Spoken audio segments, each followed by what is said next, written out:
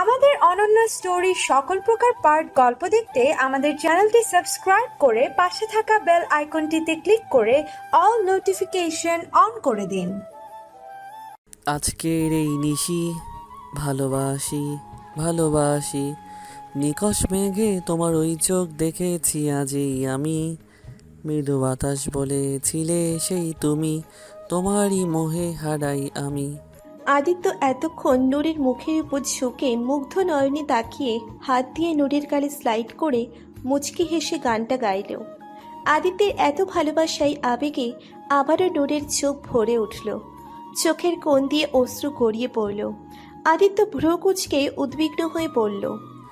হেই প্রাণ পাখিটা, কাঁদছো কেন? কি হয়েছে? শরীর খারাপ করছে? নূর মাথা নাড়িয়ে করুণ সুরে বলল, আমার খুব ভয় করছে। আমার মতো অপয়ার কপালে এত সুখ সইবে তো? আদিত্য চোয়াল শক্ত করে দাঁতে দাঁত চেপে বলল, দিলে তো মুডটা নষ্ট করে। এই ফালতু ওয়ার্ডটা শুনলে আমার মাথা নষ্ট হয়ে যায়। আর কখন আমার সামনে এই ডিসকাস্টিং ওয়ার্ডটা উচ্চারণ করবে না। কথাটা বলে আদিত্য নূরের উপর থেকে সরে এসে রাগ করে চিত হয়ে রইল। নূর বুঝতে পারছে আদিত্য রাগ করেছে, তাই নূর এগিয়ে এসে আদিত্যের বুকের উপর শুয়ে পড়ল। দুই হাতে আদিত্যকে জড়িয়ে ধরে বলল, সরি, ভুল হয়ে গেছে, আর কখনো বলবো না ওটা। সত্যি বলছি, আপনি রাগ করেন না প্লিজ। আদিত্য গম্ভীর কণ্ঠে বলল। কি বললে? নূর বুঝতে পারল ও আবারও ভুল কথা বলেছে, তাই জিহ্বায় কামড় দিয়ে বলল, আই মিন তুমি রাগ করো না প্লিজ। আদিত্য এবার মুচকি হেসে নিচেও দুই হাতে নূরকে জড়িয়ে ধরে বলল, এখন ঠিক আছে। তুমি আমার জীবনের অ্যাঞ্জেল, তাই নিজেকে কখনো আনলাকি ভাববে না। নূর মাথায় ঝাঁকিয়ে বলল, কিন্তু আমার সত্যি ভয় করছে। তোমার ফ্যামিলি যদি আমাকে পছন্দ না করে তখন? পছন্দ করবে না, অলরেডি পছন্দ করে ফেলেছে। সানা তো তোমাকে আগে থেকেই পছন্দ করে, আর বাবাকেও তোমার কথা বলেছি, সেও তোমাকে অনেক পছন্দ করে। শুধু চাচা চাচি জানে না তোমার কথা, ওনারাও তোমাকে নিশ্চয়ই পছন্দ করবে। আর বাদবাকি তো আমি আছি তোমার পাশে। তাহলে ভয় কিসে? বাবা গ্রামে গেছে, সামনের সপ্তাহে ফিরবে, আর বাবা ফিরে আসলেই আমাদের বিয়েটা হয়ে যাবে। এভাবেই কথা বলতে বলতে একসময় নূর আদিত্যের বুকের উপর ঘুমিয়ে পড়ে। আদিত্য বুঝতে পেরে মুচকি হেসে নূরের মাথায় একটা চুমু দিয়ে নূরকে জড়িয়ে ধরে নিচে নৌকায় ঘুমিয়ে পড়ে। ভোরের আলো চারিদিকে ছড়িয়ে পড়তেই পাখির কিচিরমিচির শব্দে নূরের ঘুম ভেঙে যায়। ঘুম ভাঙতেই নূরের কানের কাছে ঢিপ ঢিপ আওয়াজ শুনতে পেল। নূর মাথাটা একটু উঠিয়ে দেখল ও আদিত্যের বুকে শুয়ে আছে। এটা দেখে নূর লাজুক হাসল। আদিত্যের দিকে তাকিয়ে দেখল আদিত্য এখনো গভীর ঘুমে মগ্ন। ঘুমন্ত অবস্থায় কত কিউট লাগছে ওনাকে, একদম ছোট্ট বাচ্চাদের মতো। নূর মুচকি হেসে আদিত্যের কপালে পড়ে থাকা চুলগুলো হাত দিয়ে সরিয়ে দিল। হঠাৎ নূরের মাথায় একটা দুষ্টু বুদ্ধি এলো। নূর নৌকার নিচে হাত নামিয়ে দিয়ে নদীর পানি হাতে নিয়ে আদিত্যের মুখে ছিটিয়ে দিল। মুখে পানি পড়তেই আদিত্য হকচকিয়ে উঠল। সামনে তাকিয়ে দেখল নূর খিলখিল করে হাসছে। সকাল সকাল নূরের এমন হাসি মুখ দেখে আদিত্যের মনটাও ফ্রেশ হয়ে গেল। আদিত্য নূরের হাত ধরে টান দিয়ে নিচের বুকের উপর ফেলে বলল, সকাল সকাল খুব দুষ্টুমি হচ্ছে। তাহলে আমিও আমার দুষ্টুমি শুরু করে দেই নাকি? নূর কাঁপা কাঁপা কণ্ঠে বলল, আমাদের এখন যাওয়া উচিত, সকাল হয়ে আসছে, আশেপাশে লোকজন চলে আসবে। আদিত্য নূরের কপালে একটা চুমু দিয়ে বলল, ঠিক আছে, চলো যাই। আদিত্য উঠে যেই নৌকা চালাতে লাগলো। সকাল 11টা। তাসের বেডে বসে মোবাইল হাতে নিয়ে ফেসবুকের নিউজ ফিড স্ক্রল করছে। হঠাৎ একটা পোস্টে ওর চোখ আটকে যায়। তাসির ভ্রু কুচকে তাকায় পোস্টের ছবিগুলোর দিকে। পোস্টটা সানা করেছে। ছবিগুলোতে সানা ওর ফ্রেন্ডসের সাথে আড্ডা দিচ্ছে। কয়েকটা মেয়ে আর কয়েকটা ছেলে আছে। সবগুলো ছবিতে সানাকে একটা ছেলের সাথে অনেক ক্লোজভাবে দেখা যাচ্ছে। ছেলেটা কখনো সানাকে এক হাত দিয়ে জড়িয়ে ধরে আছে, তো কখনো সানা নিজেই ছেলেটার গলা ধরে ঝুলে আছে। দুজনকেই খুবই হাসি খুশি লাগছে। ছবিগুলো দেখতে দেখতে তাসরিরের চোয়াল শক্ত হয়ে এলো। রাগে মাথা ফেটে যাচ্ছে। ইচ্ছে করছে এখনই যে খুশি মেরে ছেলেটার নাক ফাটিয়ে দিতে। কত বড় সাহস আমার পিচ্ছিটার সাথে এভাবে ক্লোজ হয়। এসব ভেবে তাসির রাগী মুঠে সানার নাম্বারে কল দিল, কিন্তু সানা রিসিভ করলো না। তাসির আরও কয়েকবার কল দিল, কিন্তু সানা ধরল না। এতে তাসিরের রাগ আরও বেড়ে গেল। তাসির বিড়বিড় করে বলল, এটা তুমি ঠিক করছো না পিচ্ছি, একদমই না। সানা বাঁকা হেসে ফোনের দিকে তাকিয়ে আছে, মনে মনে ভাবছে, এটা তো মাত্র শুরু মিস্টার তাসির। আপনি কি ভেবেছিলেন আপনাকে এত তাড়াতাড়ি ছেড়ে দেব আমি? কখনোই না। আমাকে ইগনোর করেছিলেন না? এখন আপনি নিজে এসে আমাকে ভালোবাসি বলবেন, না হলে আমার নামও সানা। দুপুর 2:30। নূর বাগানের দোলনায় বসে আছে। একটু আগেই লাঞ্চ করেছে। আদিত্য ফোন করে যতক্ষণ নূর লাঞ্চ শেষ না করে ততক্ষণ ছাড়ে না। সকালে ওখান থেকে আসার পর আদিত্য ব্রেকফাস্ট করে অফিসে চলে গেছে। আসতে নাকি সন্ধে হবে। নূর ওর আঙ্গুলে আদিত্যের পরিয়ে দেওয়া আংটিটার দিকে তাকিয়ে এসব কথা ভাবছিল আর মুচকি মুচকি হাসছে। নূর কখনো কল্পনাও করেনি যে ওর কপালেও এত সুখ আছে। নূর দোলনা থেকে উঠে সামনের দিকে একটু হাঁটতে লাগলো। হঠাৎ কিছুটা দূরে তাকিয়ে দেখলো মালিকাকার বউ মালিকাকাকে নিজের হাতে খাবার খাইয়ে দিচ্ছে। নূর গাছের আড়াল থেকে মুচকি হেসে এসব দেখতে লাগলো। মনে মনে ভাবছে, কত কিউট লাগছে ওনাদের। এই বয়সে ওনাদের ভেতর কত ভালোবাসা। আচ্ছা, আমি আদিত্য কি বুড়ো বয়সে এমনই হব? কথাটা ভেবে নূর লজ্জায় লাল নীল হয়ে গেল। রাত 9:30। নূর ছাদে এসে ছাদের ধারে দাঁড়িয়ে আছে। নূর ছাদে এসে ছাদের কার্নিস ধরে দাঁড়িয়ে আছে। ডিনার শেষে বিছানায় শুয়ে ঘুম আসছিল না, তাই একটু ফ্রেশ হাওয়া নেওয়ার জন্য ছাদে এসেছে। ছাদে এসে ঠান্ডা ছিঁড়ি বাতাসে নূরের শরীর মন জুড়িয়ে যাচ্ছে। নূর চোখ বন্ধ করে ছাদের রেলিংয়ে 2 হাত রেখে পরিবেশটা উপভোগ করছে। হঠাৎ ওর কোমরে কারোর ছোঁয়া পেল নূর। কেউ পেছন থেকে 2 হাত দিয়ে ধীরে ধীরে ওর কোমর জড়িয়ে ধরল। নূর প্রথমে একটু চমকে গেলেও পরে বুঝতে পারল এই স্পর্শ আর এই ঘ্রাণ ওর খুবই পরিচিত। এটা আর কেউ না, এটা যে ওর রাজকুমার। আদিত্য পেছন থেকে নিচের 2 হাত নূরের কামিজের ফাঁকে গলিয়ে দিয়ে ধীরে ধীরে নূরের মেদহীন পেটে হাত রেখে নূরকে নিচের সাথে মিশিয়ে নিল। নূরের চুলে নাক ডবিয়ে কতক্ষণ নূরের চুলের ঘ্রাণ নিল।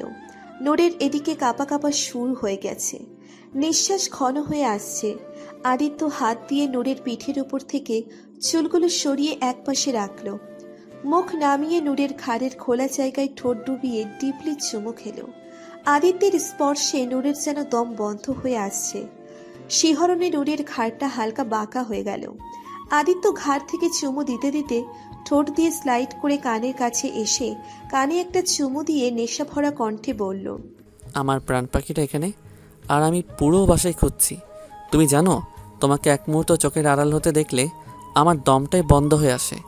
এখানে আসবে আমাকে বলনি কেন? আমিও তোমার সাথে আসতাম। নূর চোখ বন্ধ করে কাঁপা কাঁপা স্বরে বলল, ভাবলাম তুমি হয়তো ব্যস্ত আছো, তাই ডাক দিইনি। আদিত্য নূরের কানে নাক ঘষে বলে উঠল, তোমার থেকে বেশি কোনো কিছু ইম্পর্ট্যান্ট না আমার কাছে, বুঝেছো প্রাণ পাখি? একটু পরে আদিত্য আবার বলে উঠল, আচ্ছা, তুমি কি পারফিউম ইউজ করো বলো তো? তোমার শরীর আর চুল থেকে সব সময় দেখি শুধু একটা বেলি ফুলের মিষ্টি ঘ্রাণ পাই, আর সেটা একদম ন্যাচারাল। এমন কোনো পারফিউম আছে কি বলো না? নূর মুচকি হেসে বলল, ওটা কোনো পারফিউমের ঘ্রাণ না, ওটা বেলি ফুলের ঘ্রাণ। আসলে আমার একটা বেলি ফুল গাছ আছে, আমি রোজ ওখান থেকে একটা করে বেলি ফুল নিয়ে আমার চুলে গুজে রাখি, সেটাই ঘ্রাণ পাও তুমি। আদিত্য নূরকে আরও শক্ত করে জড়িয়ে ধরে বলল, ওয়াও, আমার প্রাণ পাখি সত্যি সবার থেকে আলাদা, সবচেয়ে স্পেশাল একটা ন্যাচারাল বিউটি, যেটা শুধু আমার আর কারণ না। নূর মাথা নিচু করে লাজুক হাসল। আদিত্য নূরের পেটে হাত বুলিয়ে হালকা চাপ দিয়ে দুষ্টুমির সুরে বলল, আচ্ছা, তুমি কি তুলো খাও নাকি? আদিত্যের এমন প্রশ্নে নূর ভ্যাবাচাকা খেয়ে গেল। আমতা আমতা করে বলল, কি বলছেন এসব? তুলো আবার কেউ নাকি?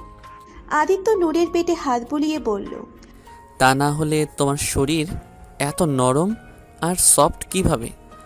মনে হয় স্পঞ্জ কেক। নূরের কানে আলতো করে একটা কামড় দিয়ে বলল। ইচ্ছে একদম কামড়ে খেয়ে ফেলি। নূর লজ্জা পেয়ে সাথে সাথে আদিত্যের দিকে ঘুরে আদিত্যের বুকে মুখ লুকিয়ে আলতো করে একটা কিল দিয়ে বলল, ছি, তুমি কিন্তু দিন দিন চরম অসভ্য হয়ে যাচ্ছ। আদিত্য দুষ্টু হেসে বলল। বারে, অসভ্যের কি হলো এখানে? যা সত্যি তাই তো বলছি। আদিত্য দুই হাতে নূরের মুখটা ধরে ওপরে তুলে নিঃশব্দ কণ্ঠে বলল। আর সবচেয়ে সফট জিনিস কোনটা জানো? তোমার এই অধৈর্যটা একদম স্পঞ্জ, রসগোল্লার মতো। এসব বলতে বলতে আদিত্য নূরের ঠোঁটের দিকে এগুতে লাগলো। নূর আদিত্যের মনোভাব বুঝতে পেরে আদিত্যের মাইন্ড ডাইভার্ট করার জন্য ঝট করে বলে উঠল। একটা গান শোনাবে প্লিজ? নূরের ঠোঁটের অনেকটা কাছে চলে এসেছিল আদিত্য। হঠাৎ নূরের কথায় থেমে যায় আদিত্য। নূরের দিকে তাকিয়ে বাঁকা হেসে বলল। মাইন্ড ডাইভার্ট করার চেষ্টা করছো? নূর থতমত খেয়ে বলল। না না, সত্যি বলছি, আমার না এই পরিবেশে একটা গান শুনতে ইচ্ছে করছে খুব। তো তুমি গাইবে প্লিজ? আদিত্য ঠোঁট কামড়ে হেসে বলল। তুমি আমার কাছে কিছু আবদার করবে আর আমি সেটা পূরণ করব না, তা কি হতে পারে কখনো? আদিত্য নূরের কপালের সাথে নিচের কপাল ঠেকিয়ে দুই হাত দিয়ে নূরের গালে হাত বুলিয়ে নেশা ভরা চোখে তাকিয়ে গাওয়া শুরু করলো। चांद तो छुपा बादल में, शर्मा के मेरी जाना, सीने से लग जा तो बल खा के मेरी जाना, गुमसुम सा है गुपसुप सा है, मदहोश है खामोश है, ये समा है ये समा कुछ और है, ओहो चांद छुपा बदल में, शर्मा के मेरी जाना, सीने से लग जा तू बल खा के मेरी जाना। গান গাইতে গাইতে আদিত্য নূরের গলায় নেমে এলো। নূরের গলায় মুখ ডুবিয়ে গলায় নাক ঘষে গিয়ে পড়ল। नजदगिया बर जाने दे। নূর এবার আদিত্যের থেকে নিজেকে ছাড়িয়ে নিয়ে মাথা বামে ডানে নেড়ে নেড়ে লাজুক হেসে গিয়ে উঠল। अरे नहीं बाबा नहीं, अभी नहीं नहीं नहीं। আদিত্য আবারও নূরের কাছে এসে নূরের ঠোঁটের দিকে এগিয়ে যেতে যেতে গাইল। दूर से ही तुम जी भर के देखो। নূর আবারও আদিত্যের কাছ থেকে সরে যেয়ে লাজুক হেসে ছাদের রেলিংয়ে হাত রেখে পেছাতে পেছাতে মাথা নেড়ে নেড়ে না বোধক ইশারা করে গাইল। दूरियां मिट जाने दे। अरे नहीं बाबा नहीं, अभी नहीं नहीं नहीं। दूर से ही तुम जी भर के देखो। আদিত্য নূরের কাছে যেতে যেতে গাইল। तुम ही कहो कैसे दूर से देखो। নূর আকাশের দিকে হাত দিয়ে ইশারা করে গাইল। चांद को जैसे देखता चाकर है। আদিত্য নূরের হাত ধরে ফেলে নিচের কাছে টেনে নিয়ে কোমর চড়িয়ে ধরে নিজের সাথে মিশিয়ে নিয়ে গেয়ে উঠল। एक गुमसुम सा है गुप्सा हो, मदहोश हो खामोश है, ये समा है ये समा कुछ और है, ओहो चांद चांद तो छुपा बादल में, शर्मा के मेरी जाना, सीने से लग जा दो बल खा के मेरी जाना। নূর আবারও নিজেকে ছাড়িয়ে লাজুক হেসে উল্টো ঘুরে দৌড়ে চলে যেতে নিলেই আদিত্য হেসে পেছন থেকে নূরের ওড়নার আঁচল টেনে ধরে গেয়ে উঠল। नजदगिया बर जाने दे। নূর আদিত্যের দিকে ঘুরে নিজের ওড়না হাতে নিয়ে আটকে ধরে লাজুক হেসে মাথা নেড়ে নেড়ে না বোধক ইশারা করে গেয়ে উঠল। अरे नहीं बाबा नहीं, अभी नहीं नहीं नहीं। আদিত্য নূরের কাছে এসে নূরের চুলে মুখ ডুবিয়ে গেয়ে উঠল। दूर से ही तुम जी भर के देखो। নূর আবারও নিজেকে আদিত্যের কাছ থেকে ছাড়িয়ে নিয়ে লাজুক হেসে পেছন থেকে দ্রুত যেতে যেতে গাইল। अरे नहीं बाबा नहीं, अभी नहीं नहीं नहीं। নূর পেছাতে পেছাতে ছাদের সিঁড়ি ঘরের দেওয়ালের সাথে আটকে গেল। আদিত্য ঠোঁট কামড়ে হেসে এক ছুটে নূরের কাছে এসে নূরের দুই পাশে হাত দিয়ে আটকে দিয়ে নূরের মুখের উপর ঝুঁকে গিয়ে পড়ল। নূরের মুখের উপর ঝুঁকে গেয়ে উঠল। নূর লাজুক হেসে গেয়ে উঠল। আদিত্য নূরকে পাজা কোলা তুলে নিয়ে ছাদ থেকে নেমে সিঁড়ি দিয়ে যেতে যেতে গাইল। एक गुमसुम सा है गुप्सा हो, मदहोश हो खामोश है, ये समा है ये समा कुछ और है, ओहो चांद चांद तो छुपा बादल में शर्मा के मेरी जाना। গান গাইতে গাইতে আদিত্য নূরকে কোলে নিয়ে নূরের রুমে এলো। নূর লজ্জায় আদিত্যের বুকে মুখ লুকিয়ে রয়েছে। আদিত্য নূরের রুমে এসে নূরকে বেডে শুইয়ে দিল। আদিত্য নূরের পাশে বসে দুই হাত নূরের দুই পাশে রেখে নূরের দিকে নেশা ভরা চোখে তাকিয়ে আছে। নূর লজ্জায় আদিত্যের দিকে তাকাতে পারছে না, চোখ ঘুরিয়ে এদিক ওদিক তাকাচ্ছে। আদিত্য ধীরে ধীরে নূরের মুখের দিকে ঝুঁকতে লাগলো। নূর চোখ বন্ধ করে নিল। মনে মনে ভাবলেও আমি আর ওকে বাধা দিব না। আদিত্য যদি এটাই চাই তাহলে তাই হোক। আদিত্যের খুশির জন্য আমি সবই করতে পারবো, নিজেকেও উৎসর্গ করে দিতে পারবো। মনে মনে এসব ভেবে নিজেকে আদিত্যের জন্য প্রস্তুত করলো নূর। আদিত্য নূরের কপালে চুমু দিয়ে বলল, গুড নাইট প্রাণ পাখি। আদিত্যের কথায় নূর অবাক চোখে তাকালো আদিত্যের দিকে। মনে মনে ভাবছে একটা মানুষ এত ভালো কিভাবে হতে পারে। আবেগে নূরের চোখে পানি চলে এলো। আদিত্য নূরের দিকে তাকিয়ে বিচলিত হয়ে বলল, কি হয়েছে প্রাণ পাখি, কাঁদছো কেন? আমি কি কোনো ভুল করেছি? নূর হঠাৎ উঠে আদিত্যকে জড়িয়ে ধরে কান্না জড়িত গলায় বলল, ভালোবাসি তোমাকে আদিত্য, অনেক অনেক ভালোবাসি। আমাকে ছেড়ে কখনো যেও না প্লিজ, তোমাকে ছেড়ে আমি বাঁচবো না। আদিত্য একটা তৃপ্তির হাসি দিয়ে নূরকে আষ্টে পৃষ্ঠে জড়িয়ে ধরে মাথায় চুমু দিয়ে বলল, এই পাগলিটা, কোথায় যাব আমি তোকে ছেড়ে? তুই যে আমার প্রাণ পাখি, আমার নিঃশ্বাসের সাথে মিশে আছিস তুই। তোকে ছাড়া যে আমার নিঃশ্বাস বন্ধ হয়ে যাবে। তাহলে তোকে ছেড়ে যাব কি করে বল? একমাত্র আল্লাহ ছাড়া আমাকে তোর কাছ থেকে কেউ আলাদা করতে পারবে না, কেউ না। আদিত্য নূরকে সামনে এনে দুই হাতে নূরের মুখটা ধরে বৃদ্ধাঙ্গুল দিয়ে নূরের চোখের পানি মুছে দিল। তারপর নূরের কপালে ভালোবাসার পরশ দিয়ে নূরকে শুইয়ে দিয়ে বলল, এখন ঘুমিয়ে পড়ো প্রাণ পাখি। নূর মাথা চাকিয়ে সায় দিল। আদিত্য নূরের গায়ে চাদর দিয়ে মুচকি হেসে রুম থেকে বেরিয়ে গেল। রোজকার অভ্যেস অনুযায়ী ভোরের আলো চোখে পড়তে নূরের ঘুম ভেঙে গেল। নূর উঠে চেয়ে ফ্রেশ হয়ে এসে নামাজ পড়ে নিল। নামাজ শেষে নূর নিচে নেমে বাগানের দিকে গেল একটু হাঁটাহাঁটি করতে। হেঁটে বাগানের সামনে এগিয়ে যেতেই নূর দেখল মালি কাকা বাগানে নতুন একটা গাছ লাগাচ্ছে। নূর একটু এগিয়ে যেয়ে বলল, আরে কাকা, আপনি আজ এত ভোরবেলায় এসেছেন যে? মালি কাকা অমায়িক হাসি দিয়ে বলল, যে মা, আদিত্য বাবা কাল রাতে আমাকে ফোন করে বলেছে ভোরে একটা বেলি ফুলের গাছ এনে লাগাতে, তাই বেলি ফুলের গাছ এনে লাগাচ্ছে। নূর ভালো করে খেয়াল করে দেখল সত্যি সত্যি একটা বেলি ফুলের গাছ লাগাচ্ছেন উনি। নূর অনেক খুশি হয়ে গেল। মনে মনে ভাবল, জানি না আদিত্য আর কতভাবে আমাকে সারপ্রাইজ করবে। আদিত্য সত্যি একটা পাগল। না না, পাগল না, আমার রাজকুমারী। নূর কথাগুলো ভেবে খুশি হয়ে এক ছুটে বাসার ভেতরে চলে গেল। আদিত্যের রুমের দরজায় এসে দাঁড়িয়ে পড়ল নূর। মনে মনে ভাবছে কালকের মতো যদি আবার আটকে দেয়। কিন্তু আদিত্যকে এখন খুব দেখতে ইচ্ছে করছে, একটু দেখেই চলে আসবো। হ্যাঁ, কথাটা ভেবে নূর পা টিপে টিপে ভেতরে ঢুকলো। আদিত্য আজও খালি গায়ে শুয়ে আছে। ইস, কত কিউট লাগছে আদিত্যকে। ইচ্ছে করছে একদম খেয়ে ফেলি। ছি নূর, তোর মাথাটা পুরোই গেছে, কিসব চিন্তা ভাবনা করছিস? হঠাৎ নূরের ভেতর থেকে একটা আওয়াজ আসলো। আওয়াজটা বলল, কিন্তু আদিত্যকে কত কিউট লাগছে। সকাল সকাল আমাকে এত সুন্দর একটা সারপ্রাইজ দিল, সেজন্য একটা চুমু তো ওকে দিতেই হয়। শুধু একটা চুমু দিয়েই চলে যাবো। হ্যাঁ, এসব ভেবে নূর আস্তে করে আদিত্যের কাছে যেয়ে চট করে আদিত্যের গালে একটা চুমু দিয়েই দৌড় দিয়ে রুম থেকে বেরিয়ে গেল। মনে হচ্ছে চুরি করতে এসে ধরা পড়ার ভয় দৌড়চ্ছে। নূর চলে যেতে ঘুমের ঘোরেই আদিত্যের ঠোঁট দুটো প্রসারিত হয়ে গেল। সকাল 10টা। আদিত্য একটু আগেই ব্রেকফাস্ট করে বেরিয়ে গেছে। নূর ড্রয়িং রুমে বসে টিভি দেখছিল। এমন সময় হঠাৎ বাসার কলিং বেল বেজে উঠল। নূর উঠে যেয়ে দরজা খুলে দিল। দরজা খুলতেই তানি এক গাল হেসে দিয়ে নূরকে জড়িয়ে ধরে বলল, নূর জানো কেমন আছিস? জানিস আমি তোকে কত মিস করেছি।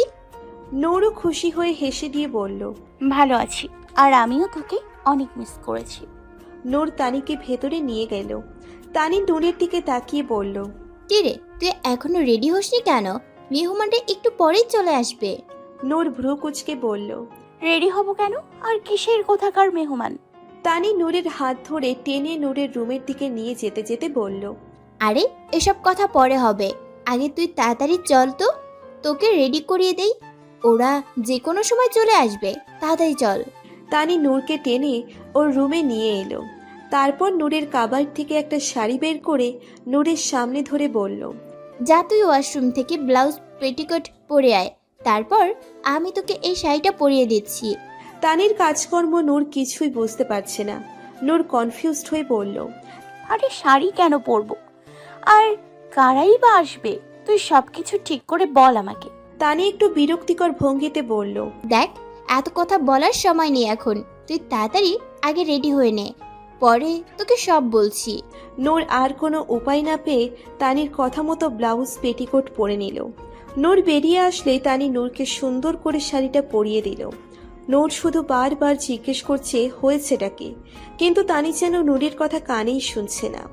ও ওর মতো কাজ করে যাচ্ছে। শাড়ি পরানো শেষ হলে তানি নূরকে সুন্দর করে সাজিয়ে দিল। সাজানো শেষ হলে তানি নূরের দিকে তাকিয়ে মুচকি হেসে বলল, বাহ, কি সুন্দর লাগছে তোকে। তোকে দেখে পাত্রপক্ষ কিছুতেই অপছন্দ করতে পারবে না, প্রথম দেখাতেই তোর উপর ফিদা হয়ে যাবে। তানির কথা শুনে নূর যেন আকাশ থেকে পড়ল। চমকে উঠে তানির দিকে চোখ বড় বড় করে বলল, বাবা, পাত্রপক্ষ? কি বলছিস তুই এসব? কিসের পাত্রপক্ষ? কোথাকার পাত্রপক্ষ? আর আমাকে কেন দেখতে আসবে? পাগল হয়ে গেছিস তুই? আরে পাগল হব কেন, যা সত্যি তাই বলছি। আজ তোকে পাত্রপক্ষ দেখতে আসছে, সেজন্যই তো আমি সকাল সকাল চলে এসেছি তোর কাছে, তোর হেল্প করার জন্য। তানির কথায় নূর হতভম্ব হয়ে গেল। কি বলছে ও এসব? মাথায় তার ছিঁড়ে গেল নাকি? নূর একটু সিরিয়াস ভঙ্গিতে বলল, দেখ তানি, সব কিছু একটা লিমিট আছে। এই ধরনের মজা আমার একদম পছন্দ না, তাই মজা করা বন্ধ করে আসল কথাটা বল। তানি ভ্রু কুঁচকে বলল, আরে মজা কেন করব আমি, যা সত্যি তাই বলছি। ওদের কথার মাঝেই বাসার কলিং বেলটা আবারও বেজে উঠল। তানি তড়িঘড়ি করে বলল, দেখেছিস, ওরা হয়তো চলে এসেছে। তুই এখন এসব কথা বাদ দিয়ে তাড়াতাড়ি নিচে চল তো। কথাটা বলে তানি নূরের মাথায় ঘোমটা দিয়ে দিল। তারপর নূরের দুই কাঁধে হাত দিয়ে ধরে নূরকে নিয়ে যেতে লাগলো তানি। নূর যেন হতবুদ্ধি হয়ে গেল। ওর মাথায় কিছুই ঢুকছে না। তানি এক প্রকার ওকে জোর করেই নিচে নিয়ে যাচ্ছে। তানি কেন এমন করছে? ও তো জানে আমি আদিত্যকে ভালোবাসি। তাহলে কোথাকার কোন পাত্রপক্ষের সামনে এভাবে নিয়ে যাচ্ছে কেন আমাকে? আদিত্য জানতে পারলে না জানি কি করে বসে। এসব ভেবে নূরের এখন কান্না আসছে। তানি নূরকে ধরে নিচে ড্রয়িং রুমে নিয়ে এলো। নূর মাথা নিচু করে দাঁড়িয়ে আছে। ওর এসব একদম অসহ্য লাগছে। ইচ্ছে করছে এক ছুটে এখান থেকে পালিয়ে যেতে। হঠাৎ মেয়েলি কণ্ঠে কেউ বলে উঠল, এটা আবার কেমন মেয়ে, পাত্রপক্ষের সামনে এসে সালাম না দিয়ে দাঁড়িয়ে আছে? কণ্ঠটা নূরের কাছে পরিচিত মনে হলো। নূর ছট করে মাথা তুলে সামনে তাকালো। সামনে তাকাতেই নূর 840 ভোল্টের একটা ঝটকা খেলো। নূর দেখলো সামনে সোফায় সানা, আবির আর আদিত্য বসে আছে। এতক্ষণে যেন নূরের জানে পানি এলো। নূর একটা স্বস্তির নিঃশ্বাস ফেলল। তার মানে এরাই পাত্রপক্ষ? কথাটা ভেবে নূর আদিত্যের দিকে তাকালো। আদিত্য নূরের দিকে তাকিয়ে দুষ্টু হেসে এক চোখ টিপ দিয়ে ঠোঁট চোখা চুমু দিল। নূর মাথা নিচু করে একটু লাজুক হাসল। সানা আবারও অ্যাটিটিউডের সাথে গম্ভীর কণ্ঠে বলল, মেয়ে তো দেখছি চরম বেয়াদব, বলার পরেও সালাম দিচ্ছে না। এটা কোন ধরনের ব্যবহার? হঠাৎ করে সানার এমন ব্যবহারে নূর থতমত খেয়ে গেল। তানি নূরের কানের কাছে মুখ নিয়ে বলল, কি করছিস? পাত্রপক্ষের সামনে নাক কাটবি নাকি? সুন্দর করে সালাম দে। নূর মাথা নিচু করে বলল। আসসালামু আলাইকুম। আবিরও মুরব্বীদের মতো অ্যাটিটিউড নিয়ে বলল। ওয়ালাইকুম আসসালাম ওয়া রাহমাতুল্লাহি ওয়া বারাকাতুহু। তারপর তানির দিকে তাকিয়ে চোখ টিপ দিয়ে বলল, আসসালামু আলাইকুম বিআইন সাহেব। তানিও অ্যাটিটিউডের সাথে বলল, ওয়ালাইকুম সালাম বিআই সাহেব। পুরান প্রেমের প্যারা। এই প্যারাতে কেস খায় নাই কোন সেরি ছাড়া। সানা আবিরের দিকে তাকিয়ে ধমকের সুরে বলল, বিহেভ ইউর সেলফ ভাইয়া। উনি এখনো তোমার বেআইন হয়নি, বুঝেছ? আগে আমরা মেয়ে পছন্দ করে বিয়েতে হ্যাঁ বলবো, তারপর এইসব হবে, বুঝেছ? আবির একটু নড়ে চড়ে বসে গলা খাকারি দিয়ে অ্যাটিটিউড নিয়ে বলল, ইয়েস ইয়েস অফকোর্স। আমার মতো না দিলে তো এই বিয়ে হবেই না। এদের কথা শুনে নূরের ভয়ে গলা শুকিয়ে আসছে। মনে মনে ভাবছে, সানা তো আমাকে পছন্দ করতো, তাহলে আজ এমন করছে কেন? তানি নূরকে ধরে আদিত্যদের মুখোমুখি সোফায় বসালো। তারপর নিচে ওদের পাশে বসলো। সানা নূরের দিকে তাকিয়ে গম্ভীর কণ্ঠে বলল, শোনো মেয়ে, আগে তোমাকে ফ্রেন্ড হিসেবে পছন্দ করতাম, তবে এখন যখন ভাইয়া তোমাকে বিয়ে করতে চাচ্ছে, এখন মেটারটা অন্যরকম। তাই আগে তোমাকে আমাদের পরীক্ষায় উত্তীর্ণ হতে হবে, তবেই আমরা এই বিয়েতে রাজি হব, না হলে এই বিয়ে হবে না। সানার কথায় নূরের হাত পা ঠান্ডা হয়ে আসছে, ভয়ে কলিজা শুকিয়ে আসছে। মনে মনে ভাবছে, এরা যদি আমাকে পছন্দ না করে তখন আমি কি আদিত্যকে হারিয়ে ফেলবো? না না, আমি আদিত্যকে হারাতে পারবো না, কিছুতেই না। আমাকে যে করেই হোক ওদের পরীক্ষায় পাশ করতেই হবে। হঠাৎ ওখানে তাসির চলে আসে। তাসির এসে তড়িঘড়ি করে বলল, সরি, আমার আসতে একটু দেরি হয়ে গেছে। আমি কোনো কিছু মিস করিনি তো? আবির বলে উঠল, না না, বেশি দেরি করিসনি, সেশন মাত্রই শুরু হয়েছে, আয় বসে পড়। তাসির একবার সানার দিকে তাকিয়ে দেখল, সানা ওর দিকে একবারের জন্যও তাকাচ্ছে না। মনে হচ্ছে তাসির যে এখানে আছে সেটা ওর চোখেই পড়ছে না, যেন তাসির সানার জন্য ইনভিজিবল হয়ে গেছে। তাসির একটা দীর্ঘশ্বাস ছেড়ে নূরের পাশে গিয়ে বসে পড়ল। আবির ভ্রু কুচকে বলল, কিরে, তুই ওই পাশে বসলি কেন? ওটা তো কোণে পক্ষের সাইড। তাসির মুচকে হেসে বলল, কারণ আমি কোনে পক্ষে, তাই। মানে আজ আমি আদিত্যের ফ্রেন্ড হিসেবে না, কোনে পক্ষ থেকে নূরের ভাই হিসেবে এসেছি। তাসিরের কথায় নূর ছলছল চোখে তাসিরের দিকে তাকালো। তাসির নূরের দিকে তাকিয়ে মুচকি হেসে চোখ দিয়ে ইশারা করে আশ্বস্ত করল। নূরও ছলছল চোখে মুখে হাসি নিয়ে মাথা ঝাঁকিয়ে সাই দিল। আদিত্য তাসিরের দিকে তাকিয়ে চোখ দিয়ে ইশারা করে ধন্যবাদ বলল। তাসিরও মুচকি হেসে ইশারা করল, ইটস ওকে। তাসিরের এই ব্যাপারটা সানারও অনেক ভালো লাগলো, তবে সানার চেহারায় সেটা বুঝতে দিল না। তাসিরকে এমনভাবে ইগনোর করছে যেন তাসির নামে এখানে কোনো প্রাণীই নেই। সানা নূরের দিকে তাকিয়ে বলল, এভাবে মাথা নিচু করে বসে আছো কেন? ঘাড় কি কুচা নাকি মেয়ের? সানার কথা শুনে নূর চমকে ওঠে, এক ঝটকায় মাথা সোজা করে শটান হয়ে বসল। তাসির বলে উঠল, আমার বোনের মাঝে কোনো ত্রুটি নেই, আমার বোন লাখে একটা। সানা তাচ্ছিল্যের সুরে বলল, মুখের ভাবে তো আর আলু সিদ্ধ হবে না মিস্টার তাসির। আপনার বোনের ব্যাপারে তো আপনি ভালোই বলবেন, তবে আমরা নিজের চোখে সব কিছু দেখে তবেই ভালো মন্দ ডিসাইড করব। সানা তানির দিকে তাকিয়ে বলল, আপনার বান্ধবীর ঘোমটাটা সরিয়ে ওর চুলগুলো দেখান, দেখি তো ওর চুল আসল না নকল। তাসির একটু রাগী স্বরে বলে উঠল, এগুলো একটু বেশি হয়ে যাচ্ছে না মিস সানা? এসব তো পুরান চিন্তাধারার কথাবার্তা, এখনকার যুগে এসব চলে না। সানা অ্যাটিটিউডের সাথে গম্ভীর কণ্ঠে বলল, ওল্ড ইজ গোল্ড, কথাটা মনে রাখবেন মিস্টার তাসির। আমরা সব কিছু চেক করে তবেই মতামত দেব। পরে দেখা গেল বউ টাকলা বের হলো তখন, তাই আমরা কোনো রিস্ক নিতে চাই না। সানার কথায় তাসিরের সত্যি সত্যি রাগ হচ্ছে। যদিও তাসির জানে এগুলো সব মজা করে করছে, তবুও ওর রাগ হচ্ছে। এমনিতেই সানার ছবিগুলোর জন্য এখনও রেগে আছে, তার উপর এখন ওর এমন ব্যবহারে আরও রাগ হচ্ছে। এদের কথা শুনে নূর বেচারির কেঁদে দেওয়ার মতো অবস্থা। তানি তাসিরের দিকে তাকিয়ে বলল, থাক না ভাইয়া, ওদের যা খুশি তাই করতে দিন। আমাদের মেয়ে সব দিক দিয়েই পারফেক্ট, তাই ওরা যত যাই করুক না কেন কোনো খুদ বের করতে পারবে না। তাসির মাথা ঝাঁকিয়ে তানির কথাই সায় দিল। তানি নূরকে দাঁড় করিয়ে উল্টো ঘুরিয়ে মাথার ঘোমটা খুলে দিয়ে নূরের চুলে দেখল। সানা এগিয়ে যেয়ে একটা মেজার মিটার ফিতা বের করে নূরের চুল ফিতা দিয়ে মাপতে লাগলো। সানার কাণ্ড দেখে আবির আর তানি মুখ টিপে হাসছে। মাপা শেষে সানা গম্ভীরভাবে মাথা ঝাঁকিয়ে বলল, ঠিক আছে, এই টেস্টে তুমি পাস। এখন নেক্সট আমাদের একটু হেঁটে দেখাও, দেখি তো পা সোজা আছে নাকি বেঁকা। নূর ভয়ে ভয়ে মাথা ঝাঁকিয়ে বলল, ঠিক আছে। কথাটা বলেই নূর দুই হাতের শাড়ি হালকা উঠিয়ে ধীরে ধীরে হাঁটতে লাগলো। আর সানা মাথা ঝুঁকিয়ে মনোযোগ সহকারে নূরের হাঁটা দেখছে। হাঁটা শেষ হলে সানা আবারও গম্ভীর কণ্ঠে বলল, ঠিক আছে, এখন বসো। নূর মাথা ঝাঁকিয়ে যেয়ে সোফায় বসলো। সানা সোফায় বসে বলল, ফিজিক্যাল টেস্টে তুমি পেরে গেছো, এখন তোমার গুণাগুণ সম্বন্ধে কিছু জানা যাক। তো বলো, তুমি কি নাচ গান কিছু জানো? তানি মুচকে হেসে বলল, জি জি, নূর অনেক সুন্দর গান গাইতে পারে। সানা বলল, ঠিক আছে, আমাদের একটা গান গেয়ে শোনাও। নূর গান গাইবে কি? ভয়ে ওর গলা শুকিয়ে গেছে। ঢোক চিপে কোনো রকমে গাইল।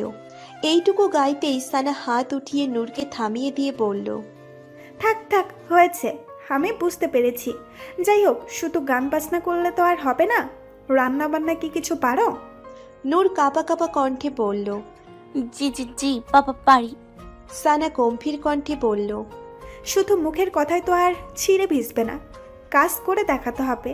যাও, আমাদের সবার জন্য চা করে আনো। নূর মাথা ঝাঁকিয়ে বলল। ঠিক আছে, আমি এক্ষুনি আনছি। কথাটা বলেই নূর উঠে যেতে নিলেই সানা পেছন থেকে ডাক দিয়ে বলল, দাঁড়াও, কোথায় যাচ্ছ? নূর আমতা আমতা করে বলল, চা বানাতে। তো নিজের পছন্দ অনুযায়ী আমাদের চা খাওয়াবে নাকি? আগে সবার কাছে জিজ্ঞেস করো কে কেমন চা খায়, তারপর সবার পছন্দ অনুযায়ী চা করে আনবে। নূর মাথা ঝাঁকিয়ে বলল। ঠিক আছে, সবাই বলুন কার কেমন চা পছন্দ। সানা বলল, আমি লেবু চা খাই। নূর আদিত্যের দিকে তাকায়। আদিত্যের বলার আগেই সানা বলল, ভাইয়া চা খায় না, ওর জন্য কফি করে আনো। নূর মাথা ঝাঁকালো। আবির বলে উঠল, আমার জন্য কমলা লেবুর চা। আবিরের এমন উদ্ভট কথা শুনে সবাই ভ্রু কুচকে তাকালো। আবির বলে উঠল, কি হয়েছে? এভাবে দেখার কি আছে? এসব লেজেন্ডদের ব্যাপার স্যাপার বোঝেছো? তোমাদের মাথায় এসব ঢুকবে না।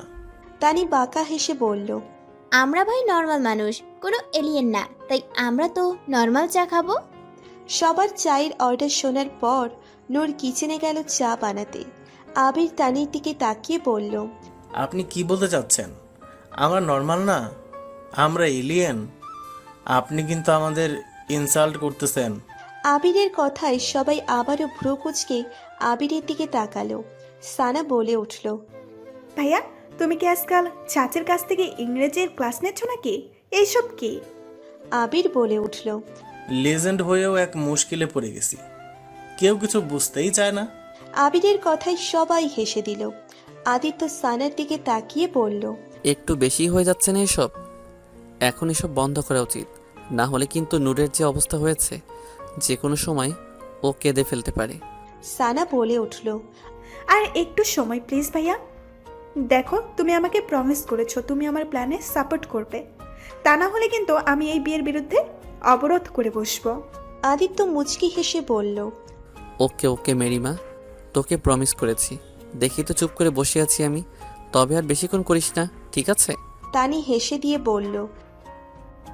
একটু পরে নূর সবার জন্য চা করে নিয়ে এলো। নূর চায়ের ট্রেটা টি টেবিলে রেখে সবাইকে যার যার চায়ের কাপ হাতে দিল। তারপর নূর যেয়ে আবার সোফায় বসে পড়ল। সানা চায়ের কাপটা হাতে নিয়ে একটা ম্যাগনিফাইং গ্লাস বের করে চায়ের কাপের ওপর ধরে ভালো করে পর্যবেক্ষণ করতে লাগলো। মনে হচ্ছে চায়ের কাপের ভেতর থেকে কোনো রকেট সায়েন্সের ফর্মুলার খোঁজ করছে। তাসির সানাকে টিস করে বলল, মিস তানি, কাপের ভিতর কি কোনো গুপ্তধনের খোঁজ পেলেন নাকি? পেয়ে থাকলে আমাদেরকে একটু জানাবেন প্লিজ। তাসিরের কথা শুনে সানা রাগ দেখিয়ে বলল, এটা কোন ধরনের ব্যবহার মিস্টার তাসির? কখন থেকে দেখছি আপনি আমাদের ইনসাল্ট করে যাচ্ছেন। এভাবে চললে আমার মনে হয় না এই বিয়েটা হবে। মেয়ের ভাই এমন হলে বোনের কত ভালো হবে তা বোঝাই যাচ্ছে। সানার কথা শুনে নূর চমকে উঠল। বিয়ে হবে না? কথাটা ভাবতেই নূরের হাত পা অসাড় হয়ে আসছে। আদিত্যকে কি তাহলে ও হারিয়ে ফেলবে? তাসির তেড়ে উঠে সানার সামনে আঙ্গুল তুলে বলল, দেখুন, আমার বোনের সম্বন্ধে আর একটা বাজে কথা বলবেন না। আর আপনি কি বিয়ে করবেন না? আপনাদের মতো ফ্যামিলিতে আমি আমার বোনকে বিয়েই দেব না। আবির এতক্ষণ তেড়ে উঠে বলল, এই এই কি বলতে চান আপনি? আমাদের মতো ফ্যামিলি মানে কি? এবার তানি তেড়ে এসে আবিরের দিকে রাগী চোখে তাকিয়ে বলল, আমি বলছি, আপনাদের মতো মনে হচ্ছে আপনাদের মতো এলিয়েনদের সাথে আমরা আমাদের বোন বিয়ে দিব না। ব্যাস শুরু হয়ে গেল দুই পক্ষের ভেতর ওয়াইল্ড ওয়ার 3। এদের কাণ্ড দেখে আদিত্য চরম বিরক্ত। মনে মনে ভাবছে এরা এত ড্রামা কিভাবে করতে পারে। নূর এসব আর সহ্য করতে পারল না, মুখে হাত চেপে ধরে কেঁদে উঠল। আদিত্য এতক্ষণ চুপ করে থাকলেও নূরের কান্না দেখে আর চুপ করে থাকতে পারল না আদিত্য। সোফা থেকে দ্রুত উঠে যেয়ে নূরের সামনে হাঁটু গেড়ে বসে দুই হাতের মাঝে নূরের মুখটা ধরে পড়ল। শ্, এই পাগলি কাঁদছো কেন? কেঁদো না প্লিজ। দেখো ওরা সবাই মজা করছে, সত্যি বলছি। নূরের কান্না দেখে বাকি সবাই চুপ হয়ে গেল। মেয়েটা এত ভয় পেয়ে যাবে ওরা বুঝতেই পারেনি। নূর কান্নারত অবস্থায় বলল, তো তুমি মিথ্যে বলছো তাই না? আমাকে ওরা পছন্দ করেনি। তুমি আর আমাকে বিয়ে করবে না তাই না? আদিত্য নূরের চোখের পানি মুছে দিয়ে জড়িয়ে ধরে বলল, সত্যি বলছি আমি, ওরা শুধু মজা করছে, তাছাড়া আর কিছুই না। আই এম সরি, আমি ওদের মজায় সামিল হয়ে গিয়েছিলাম। আদিত্য নূরকে ছেড়ে নিচের দুই কান ধরে অপরাধীর সুরে বলল, এই দেখো কান ধরছি, আর কখনো এমন করবো না প্রাণ পাখি। এবার কান্না বন্ধ করো প্লিজ। নূর কান্না একটু থামিয়ে বলল। সত্যি বলছেন? আদিত্য মুচকি হেসে মাথা ঝাঁকিয়ে বলল, হ্যাঁ প্রাণ পাখি, সত্যি বলছি। নূর খুশি হয়ে আদিত্যকে জড়িয়ে ধরে বলল, আমি অনেক ভয় পেয়ে গিয়েছিলাম, ভেবেছিলাম তোমাকে বোধহয় হারিয়ে ফেলবো। আদিত্য নূরের মাথায় হাত বুলিয়ে বলল, আমি তোমাকে বলেছি না, আমি থাকতে তোমার কোনো ভয় নেই। আমাকে তোমার থেকে কেউ আলাদা করতে পারবে না। এদের প্রেম দেখে সবাই একসাথে গালে দুই হাত দিয়ে বলে উঠল। নূরের এতক্ষণে হুঁশ আসলো। তড়িঘড়ি করে আদিত্যকে ছেড়ে দিয়ে সোজা হয়ে বসলো। নূর সবার সামনে এভাবে প্রচুর লজ্জায় পড়ে গেল। আবির নেকি কান্না করে। তানির ওনার আঁচল নিয়ে মিছে মিছে চোখ মোছার অভিনয় করে বলল, बस कर पगले, अब रुलाएगा क्या? इतनी खुशी इतनी खुशी इतनी खुशी मुझे आज तक नहीं मिली। আবিরের কথায় সবাই হেসে উঠল। দুপুর 2টো বাজে। সবাই লাঞ্চ শেষ করে ড্রয়িং রুমে বসে আড্ডা দিচ্ছে। আদিত্য আর নূরের বিয়ে নিয়ে নানা রকমের প্ল্যানিং করছে। তাসির একটু ফ্রেশ হতে ওপরে গিয়েছিল। একটু পরে ড্রয়িংয়ে এসে সোফায় বসে। তাসির এদিক ওদিক তাকিয়ে সানাকে কোথাও দেখতে পেল না। তাসির সবার দিকে তাকিয়ে জিজ্ঞেস করল, সবাই তো এখানে, কিন্তু সানাকে তো দেখছি না, ও কোথায়? তানি বলে উঠল, সানা তো বাইরে গেল, ওর নাকি কোনো স্পেশাল গেস্ট আসছে, তাকেই রিসিভ করতে গেল। তাসির ভ্রু কুচকে ভাবল। সানার আবার কোনো স্পেশাল গেস্ট আসছে, তাও আবার এখানে? তাসির বিষয়টা দেখার জন্য তাসিরকেও ধীরে ধীরে উঠে বাইরের দিকে গেল। তাসির বাইরে এসে দেখল সানা ফোনে কারোর সাথে কথা বলছে। তাসির সানার কাছে এগিয়ে গেল। সানার কাছে এসে পেছন থেকে সানাকে ডাক দিল। সানা তাসিরের দিকে ঘুরে ভ্রু কুচকে বলল, আপনি আপনি এখানে কি করছেন? তাসির বলল। সানা, তোমার সাথে আমার কিছু কথা আছে। সানা তাচ্ছিল্যের সুরে বলল, আমার সাথে আবার আপনার কিসের কথা? আপনি তো আমার চেহারাও দেখতে পছন্দ করেন না, তাহলে আবার আমার সাথে কিসের কথা? তাসির বিনীত সুরে বলল। সানা, আমার কথাটা শোনো। সানা পাইপ নিয়ে বলল, দেখুন, আমার এখন আপনার সাথে কথা বলার সময় নেই। আমার স্পেশাল গেস্ট আসবে, তার জন্যই অপেক্ষা করছি, তাই আমাকে ডিস্টার্ব করবেন না প্লিজ। সানার কথা শুনে তাসিরের রাগ আরো বাড়তে লাগলো। তাসির দাঁতে দাঁত চেপে বলল, কে এমন আসবে যার জন্য তুমি এত ওয়েট করছো? সানা বলল, সেটা আপনাকে কেন বলতে যাব? আমার লাইফ আমি যা খুশি তাই করি, সেটা আপনি জিজ্ঞেস করার কে? তাসির চোয়াল শক্ত করে সানার সামনে আঙ্গুল তুলে বলল। দেখো সানা, তুমি কিন্তু বেশি বেশি তাসিরের কথা শেষ হওয়ার আগেই গেট দিয়ে একটা বাইক এসে দাঁড়ালো। বাইকের শব্দে দুজনেই পেছনে তাকালো। বাইক থেকে একটা ছেলে নেমে দাঁড়িয়ে সানার দিকে তাকিয়ে মুচকি হেসে বলল, হেই বাবরি ডল, চলে এসেছি আমি। ছেলেটার কথায় সানা একগাল হেসে দিয়ে দৌড়ে যেয়ে ছেলেটাকে জড়িয়ে ধরল। এটা দেখেই তাসির রাগে চোয়াল শক্ত হয়ে এলো। হাত দুটো শক্ত করে মুঠ করে অগ্নি চোখে ওদের দিকে তাকিয়ে রইল। তাসির খেয়াল করলো এটা সেই ছবির ছেলেটা।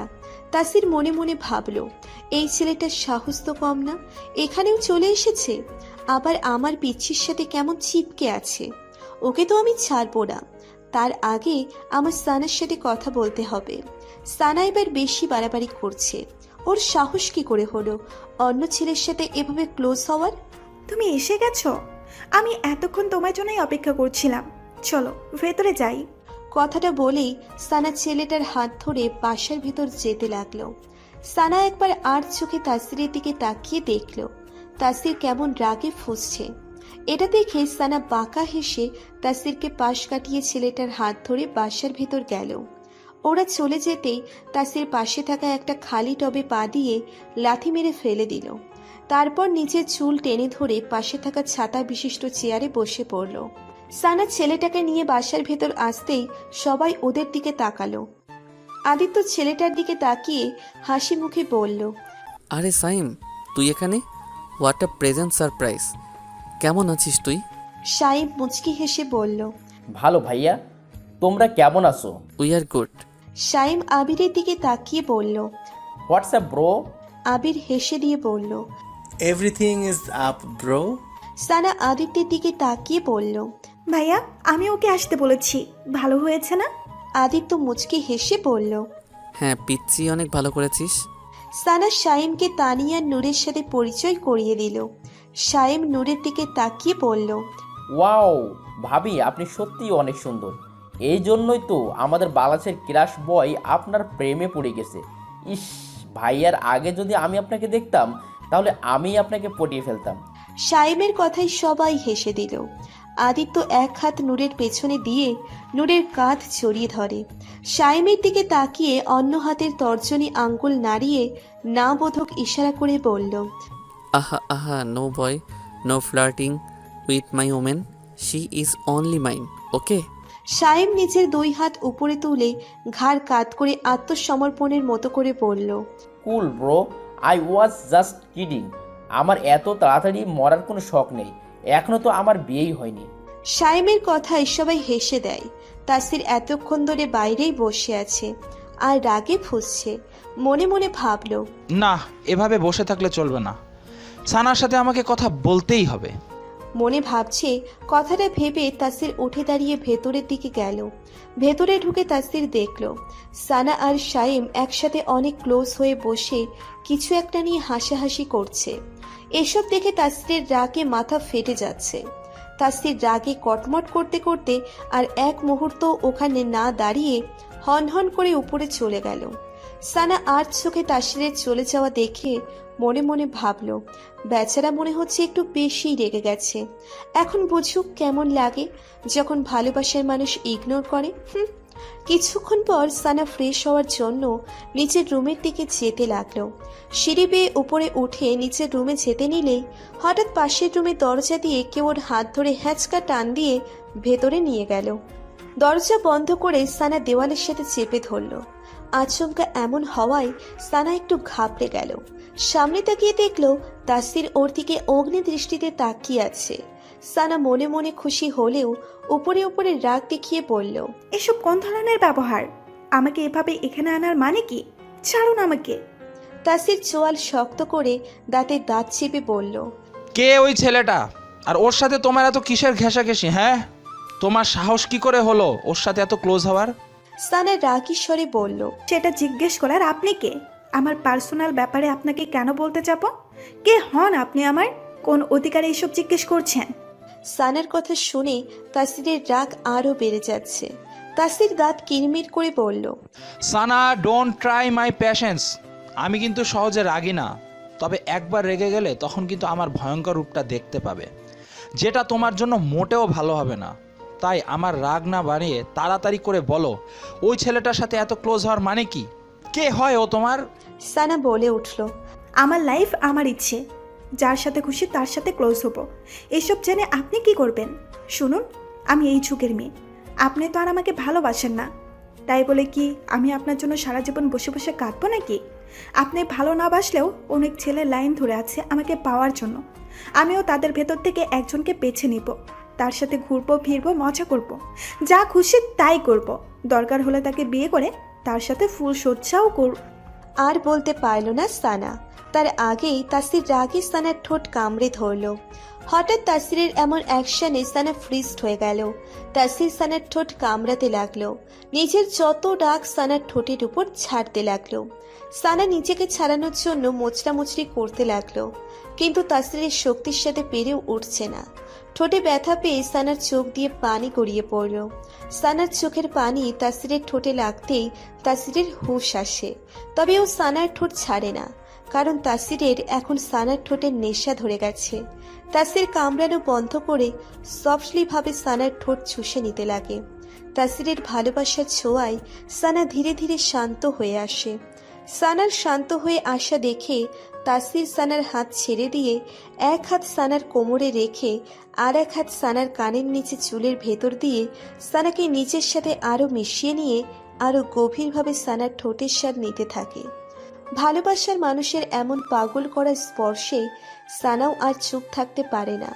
তাসিরের গলা জড়িয়ে ধরে হাত দিয়ে তাসিরের চুল শক্ত করে ধরে। সানা নিজেও তাসিরের ঠোঁটে চুমু খেতে শুরু করলো। সানার রেসপন্স পেয়ে তাসির আরো পাগলের মতো সানার ঠোঁটে চুমু লাগালো। প্রায় 10 মিনিট ধরে এভাবে চুমু খাওয়ার পর তাসির সানার ঠোঁট ছেড়ে দিয়ে সানার কপালের সাথে কপাল ঠেকিয়ে দুজনেই হাঁপাতে লাগলো। তাসির হাঁপাতে হাঁপাতে বলে উঠল, এখনো বলতে হবে কোন অধিকারে জিজ্ঞাসা করছি আমি? তাহলে শোনো, ভালোবাসার অধিকারে। হ্যাঁ, তুমি সেদিন ঠিকই বলেছিলে, ভালোবাসি আমি তোমাকে। আর শুধু আজ থেকে না, সেই ছোট্টবেলা থেকেই তোমার প্রতি একটা অনুভূতি কাজ করতো, যেটা ছোটবেলায় না বুঝলেও বড় হবার পর ঠিকই বুঝতে পেরেছিলাম যে আমি আমার এই পিচ্চিটাকে অনেক ভালোবাসি, নিজের থেকেও বেশি।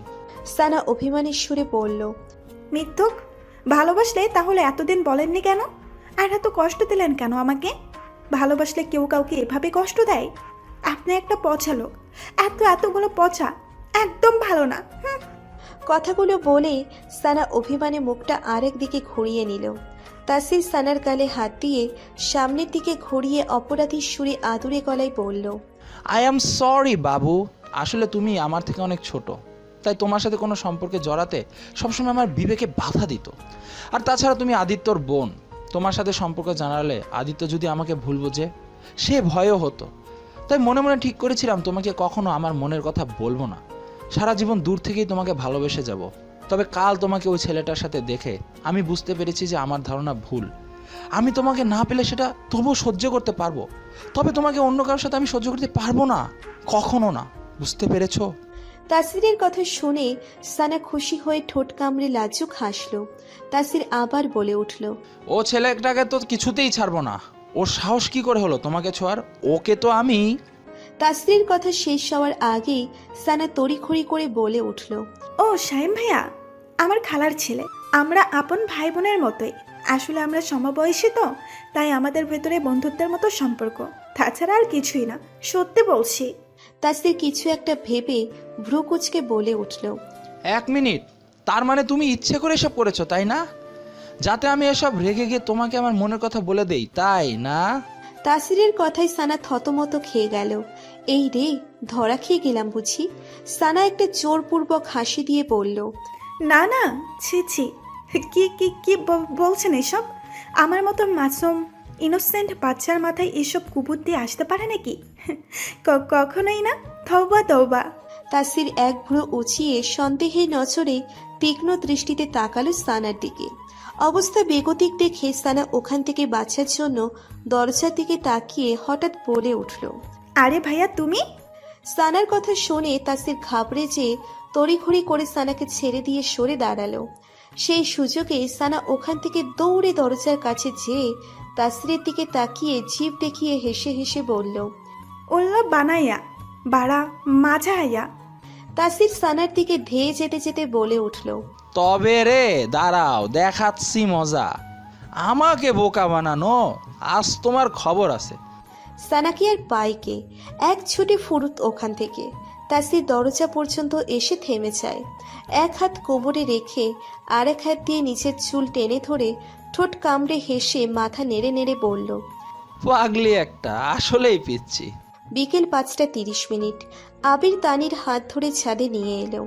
ছাদে এসে তানি আবিরের দিকে তাকিয়ে ভ্রু কুঁচকে বলল, কি ব্যাপার, আমাকে এখানে নিয়ে এলে কেন? সবাই কত সুন্দর পোলের পাশে বসে আড্ডা দিচ্ছে, আমিও ওদের কাছে যাব, ছাড়ো আমাকে। কথাটা বলেই তানি চলে যেতে নিলেই আবির তানির হাত টেনে ধরে নিজের সাথে মিশিয়ে বলল, আরে ওদের আড্ডায় কি মজা আছে? আসল মজা পেতে চাইলে আমার সাথে আড্ডা দাও, দেখবে মজাই মজা। কথাটা বলে দুষ্টু হেসে একটা চোখ মারল আবির। তানি মুখ কুঁচকে বলল, চি, তোমার মাথায় শুধু এগুলোই ঘোরে তাই না? যত সব ঢং, ছাড়ো তো আমাকে, যেতে দাও। আবির তানির মুখের দিকে ঝুঁকে দুষ্টু হেসে বলল, আগে আমাকে চুমু খেতে দাও, তাহলে যেতে দেব। অনেক দিন হলো তুমি আমাকে চুমু দাও না। তানি বলল, কি মিথ্যুক, অনেকদিন কোথায় হলো, পরশুদিনই চুমু দিলাম। তো সেই পরশুদিন চুমু দিয়েছ, এর মাঝে কত ঘন্টা, কত মিনিট, কত সেকেন্ড পার হয়ে গেছে তুমি জানো? আজ তো আমার চুমু চাই চাই, চুমু না দেওয়া পর্যন্ত কিছুতেই ছাড়ছি না। দেখো, আমাকে একদম বিরক্ত করবে না, আজ কোনো চুমু টুমু হবে না, সরো, যেতে দাও আমাকে। কথাটা বলেই তানি আবিরের কাছ থেকে নিজেকে ছাড়িয়ে চলে যেতে নিলেই আবির পেছন থেকে হাত টেনে ধরে গেয়ে উঠল, চুমু দিয়েছিলে পরশু, আর কেন দাওনি? দেখো, চুমু না দিলে কিন্তু এখানে এক দফা দাবিতে অবরোধ ঘোষণা করব বলে দিলাম। তানি বলল, তোমার যা ইচ্ছা তাই করো, আমি যখন বলেছি চুমু দেব না মানে দেব না। আমিও বলেছি আজ আমি চুমু নিয়েই ছাড়বো। চুমু না দিলে এখনই এই ছাদ থেকে লাফ দিয়ে সুইসাইড করব আমি। তখন কিন্তু বসে বসে আফসোস করবে, আহারে আমার এত সুন্দর বয়ফ্রেন্ডটা সামান্য একটা চুমুর জন্য মরে গেল। তখন বুঝবে আমার কদর, এখনো সময় আছে কিন্তু। তানি ভাবলে ভাবে বলল, তোমার এসব ড্রামা আমার সামনে চলবে না, বুঝেছো? তাই এসব নাটক করে কোনো লাভ হবে না। আবির মিছে মিছে ব্যর্থ প্রেমিকের ভাব ধরে বলল, কি এত বড় কথা? আমার মতো মহান প্রেমিকের উপর প্রশ্ন উঠানো? ঠিক আছে, আজ তোমাকে দেখিয়ে দেব যে আমি কত বড় মহান প্রেমিক। আজকের পর থেকে আমার নামও ইতিহাসের পাতায় লেখা থাকবে, এক মহান প্রেমিক চুমু না পেয়ে আত্মহত্যা করেছে। এসব বলে আবির ছাদের কিনারায় রেলিং এর কাছে এসে বলল, এখনো সময় আছে কিন্তু, আমাকে আটকাও। তানি মুখের উপর হাত দিয়ে হাই তোলার মতো করে বলল, তোমার ড্রামা দেখে আমার ঘুম ধরে যাচ্ছে। কি এত বড় ইনসাল্ট! এখন তো তুমি বাধা দিলেও আমি আর মানব না। হ্যাঁ, হে দুনিয়া বিদায়, দোয়াও মে ইয়াদ রাখনা। কথাটা বলে আবির রেলিং ধরে নিচের দিকে তাকালো।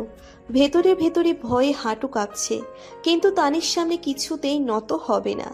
নিচে পুলের পাশে বসে সবাই আড্ডা দিচ্ছিল। কথা বলতে বলতে হঠাৎ সায়েমের নজর গেল ওপরে ছাদে থাকা আবিরের দিকে। সায়েম আবিরের দিকে ভ্রু কুচকে তাকিয়ে চেঁচিয়ে বলল, আবির ব্রো, ওইখানে কি করছো? সায়েমের কথায় সবাই ওপরের দিকে তাকায়। আদিত্যও বলল, আবির, ছাদে কি করছিস একা একা? আবির ওদের দিকে তাকিয়ে দুঃখী গলায় বলল, সুইসাইড গাওয়ালো, সুইসাইড। তানির দিকে আঙ্গুল তুলে বলল, এই বাসন্তী, আমাকে চুমু দে না, তাই আমি সুইসাইড করছি। বিদায় গাওয়ালো, বিদায়। আবিরের কথায় সবাই অট্ট হাসিতে ফেটে পড়ল। সায়েম নিচের ফোন বের করে বলল, দাও ব্রো, আগে ভিডিও অন করি, তারপর সুইসাইড করো। এই প্রথম চুমুর জন্য কেউ সুইসাইড করছে, এই ভিডিওটিতে একদম ওয়ার্ল্ড ওয়াইড ভাইরাল হয়ে যাবে। মরার পর তুমি একদম সেলিব্রিটি হয়ে যাবে। তানি এদিকে আবিরের কাণ্ড দেখে রাগে কটমট করছে। সবার সামনে কিভাবে চুমুর কথা বলছে, বেশরম কোথাকার। তানি দাঁত কিরমির করে বলল, তুমি যদি এক্ষুনি এই ড্রামা বন্ধ না করো তাহলে কিন্তু আমি সত্যি সত্যি তোমাকে ধাক্কা দিয়ে ফেলে দেব। আবির ভয় পেয়ে জোরপূর্বক একটা হাসি দিয়ে বলল, না না, তার কি দরকার আছে? তুমি যখন এত ইনসিস্ট করছো, তাহলে কি আর আমি তোমাকে ছেড়ে যেতে পারি বলো? আবির তানির কাছে এসে বলল, চলো আমার কিউটি পাই, নিচে যাই। তানি আবিরের কাছ থেকে নিজেকে ছাড়িয়ে ভেঙচি কেটে চলে গেল। আবিরও ওর পেছন পেছন গেল। মনে মনে ভাবল, বাল বাল বাচ গয়া। একটু পরে সবাই বাসায় চলে গেল। সকাল 7:30। আদিত্য আড়ামোড়া ভেঙে ঘুম থেকে চোখ খুলে তাকালো। বেড থেকে উঠে ফ্রেশ হয়ে নিচে নেমে এলো। আদিত্য নিচে এসে এদিক ওদিক তাকিয়ে নূরকে কোথাও দেখতে পেল না। রান্নাঘরে কাকি কাজ করছিল। আদিত্য কাকিকে ডাক দিয়ে বলল, কাকি নূর কোথায়? ওকে দেখছি না যে।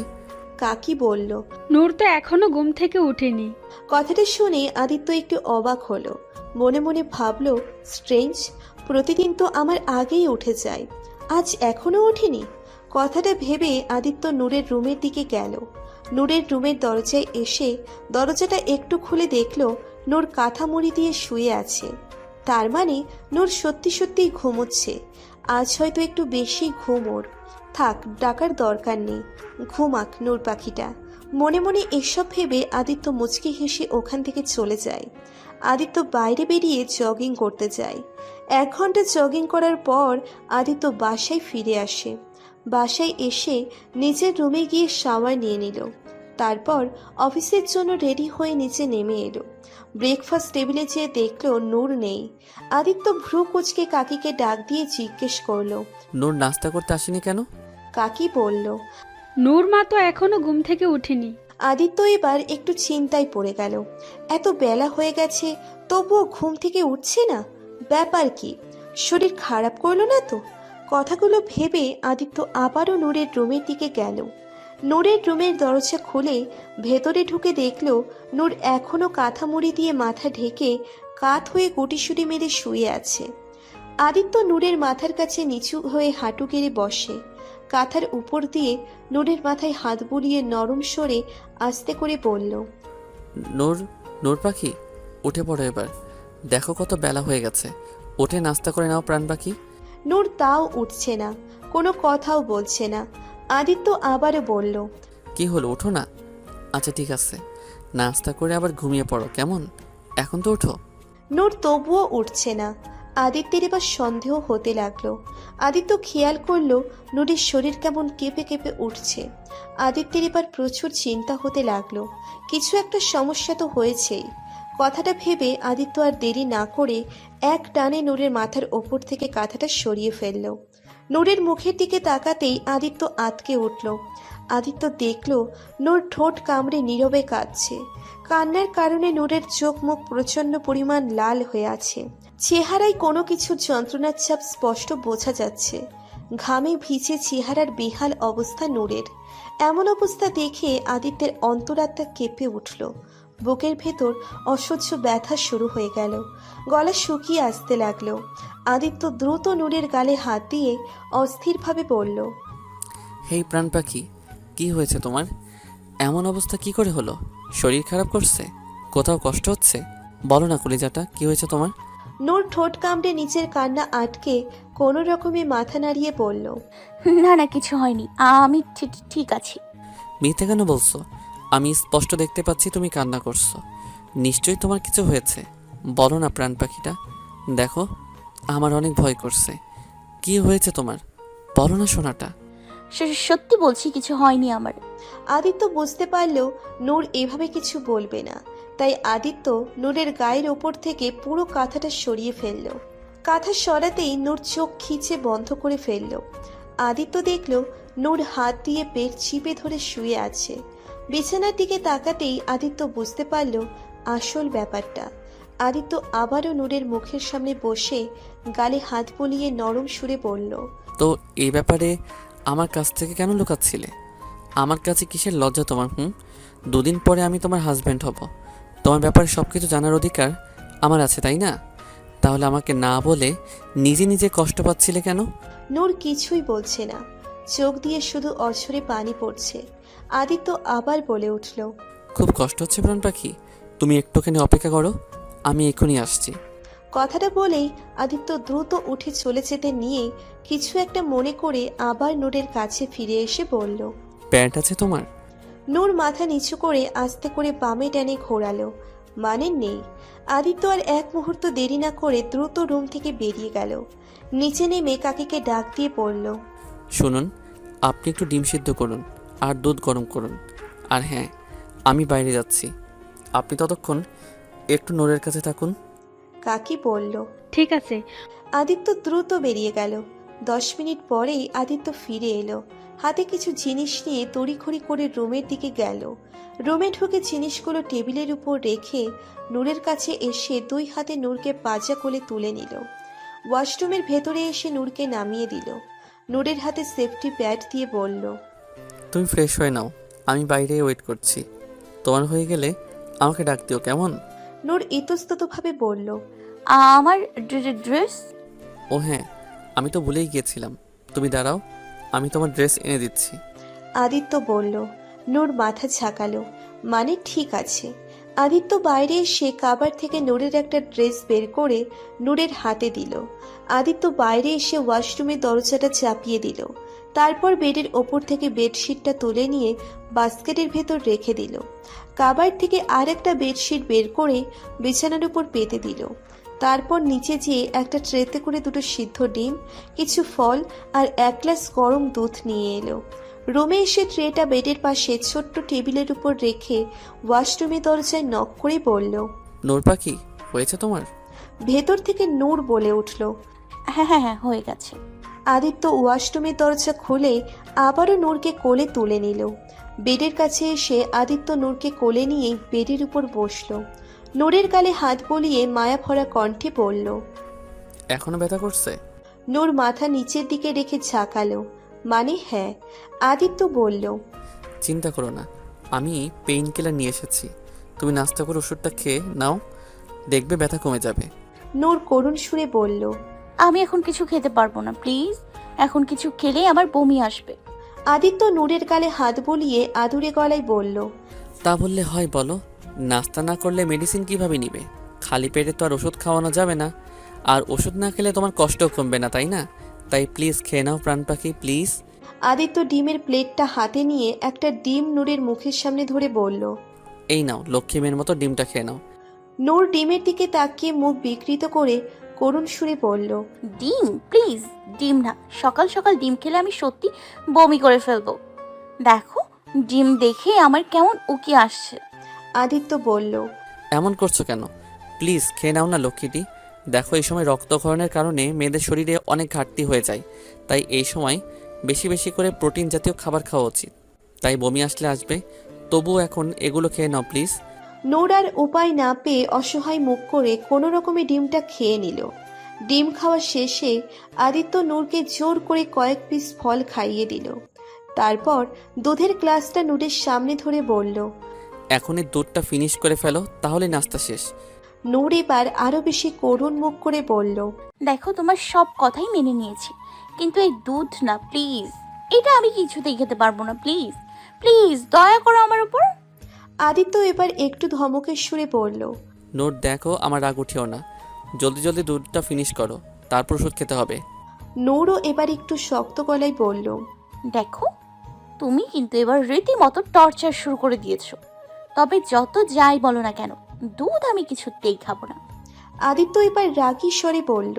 খাবে না বললেই হলো, তুমি খাবে, তোমার ঘাড়ে খাবে। তাড়াতাড়ি খেয়ে নাও বলছি, না হলে কিন্তু ভালো হবে না।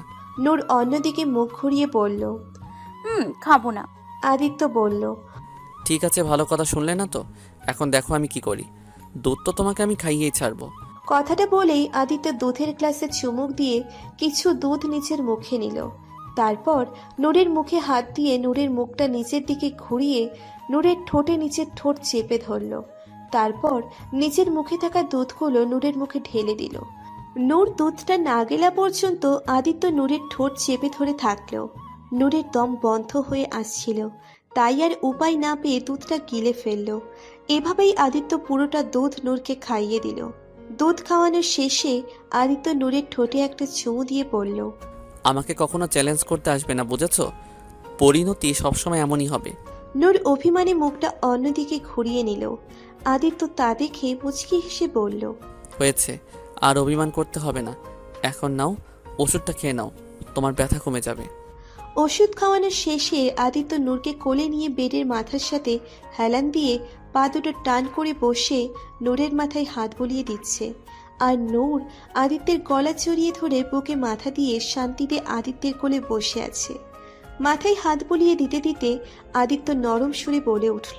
আচ্ছা, তোমার কি শুরু থেকে প্রতিবার পিরিয়ডের সময় এমন পেট ব্যথা হয়? নূর আদিত্যের বুকে মাথা রেখেই বলল। এটার জন্য কোনো ডাক্তার দেখাওনি? না। কেন?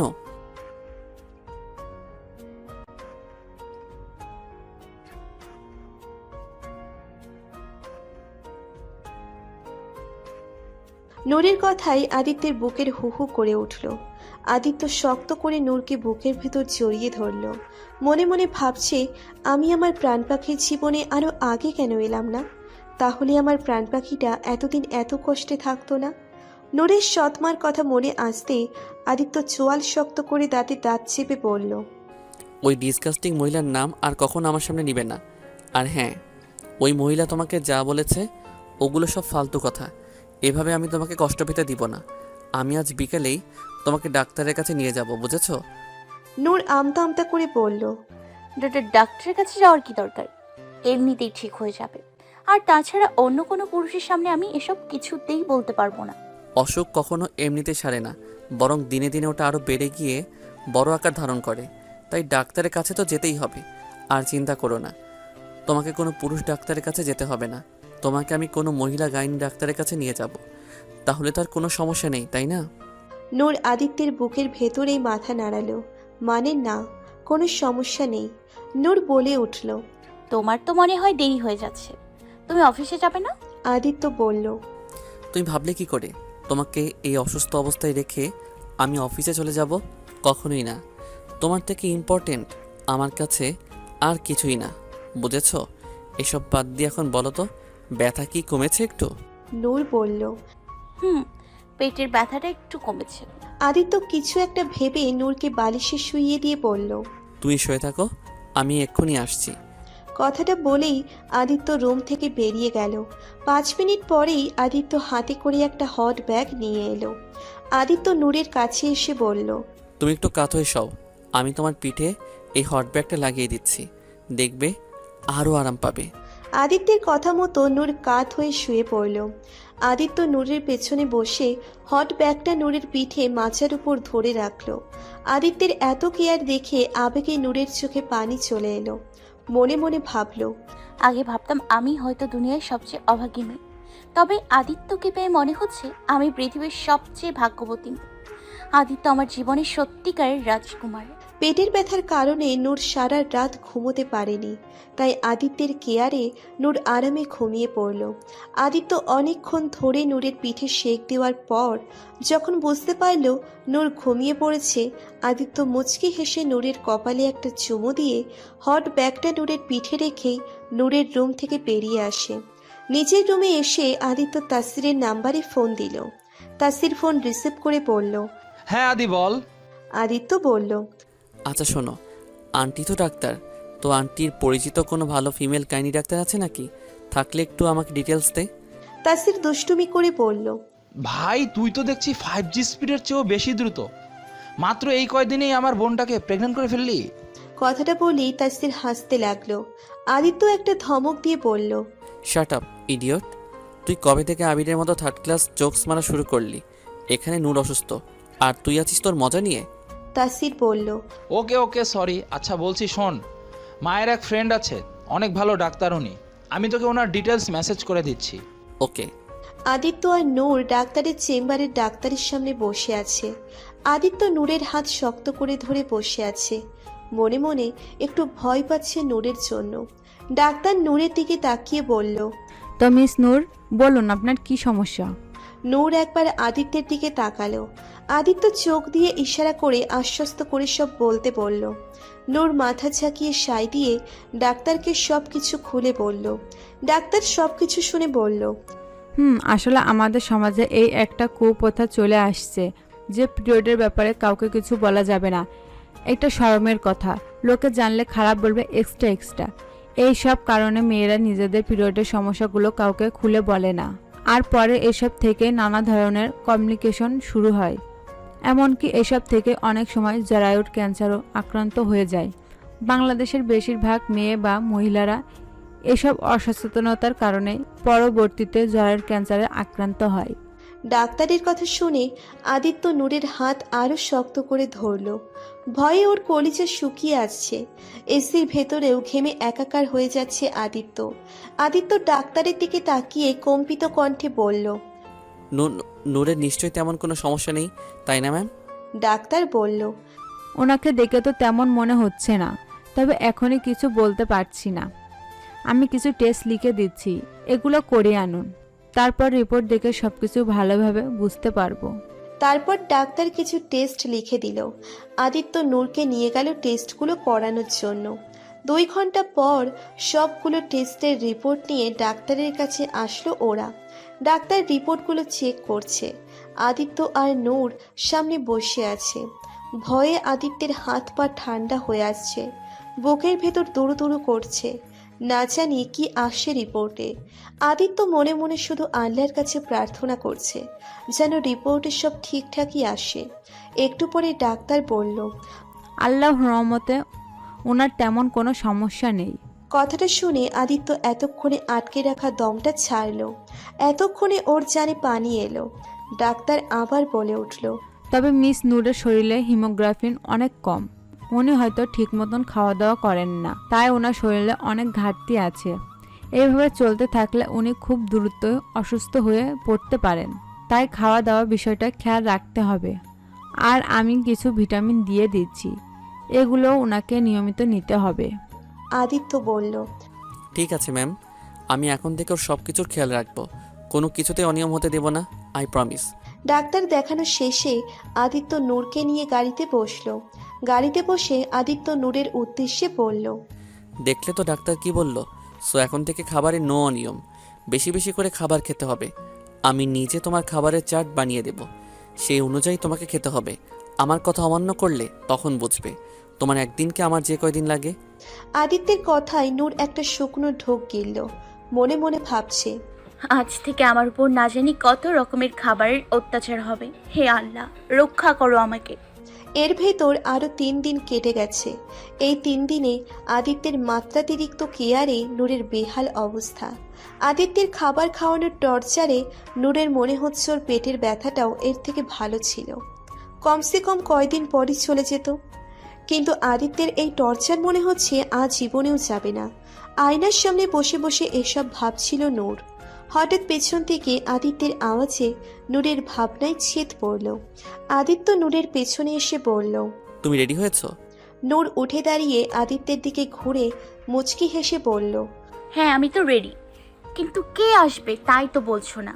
আদিত্য মুচকি হেসে নূরের 2 গাল টেনে দিয়ে বলল, তোমার জন্য সারপ্রাইজ আছে। আর সারপ্রাইজ কি কেউ বলে দেয়? এখন চলো নিচে যাই।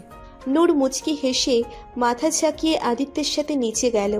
নিচে আসতেই বাসার কলিং বেল বেজে উঠল। আদিত্য যেয়ে দরজা খুলে দিল। নূর তাকিয়ে আছে দেখার জন্য কে এলো। আদিত্য দরজা থেকে সরে দাঁড়াতেই নূর দেখল দরজায় আদিত্যের বাবা আর সানা দাঁড়িয়ে আছে। আদিত্যের বাবাকে দেখে নূর একটু চমকে গেল। প্রচুর নার্ভাস ফিল করতে লাগলো।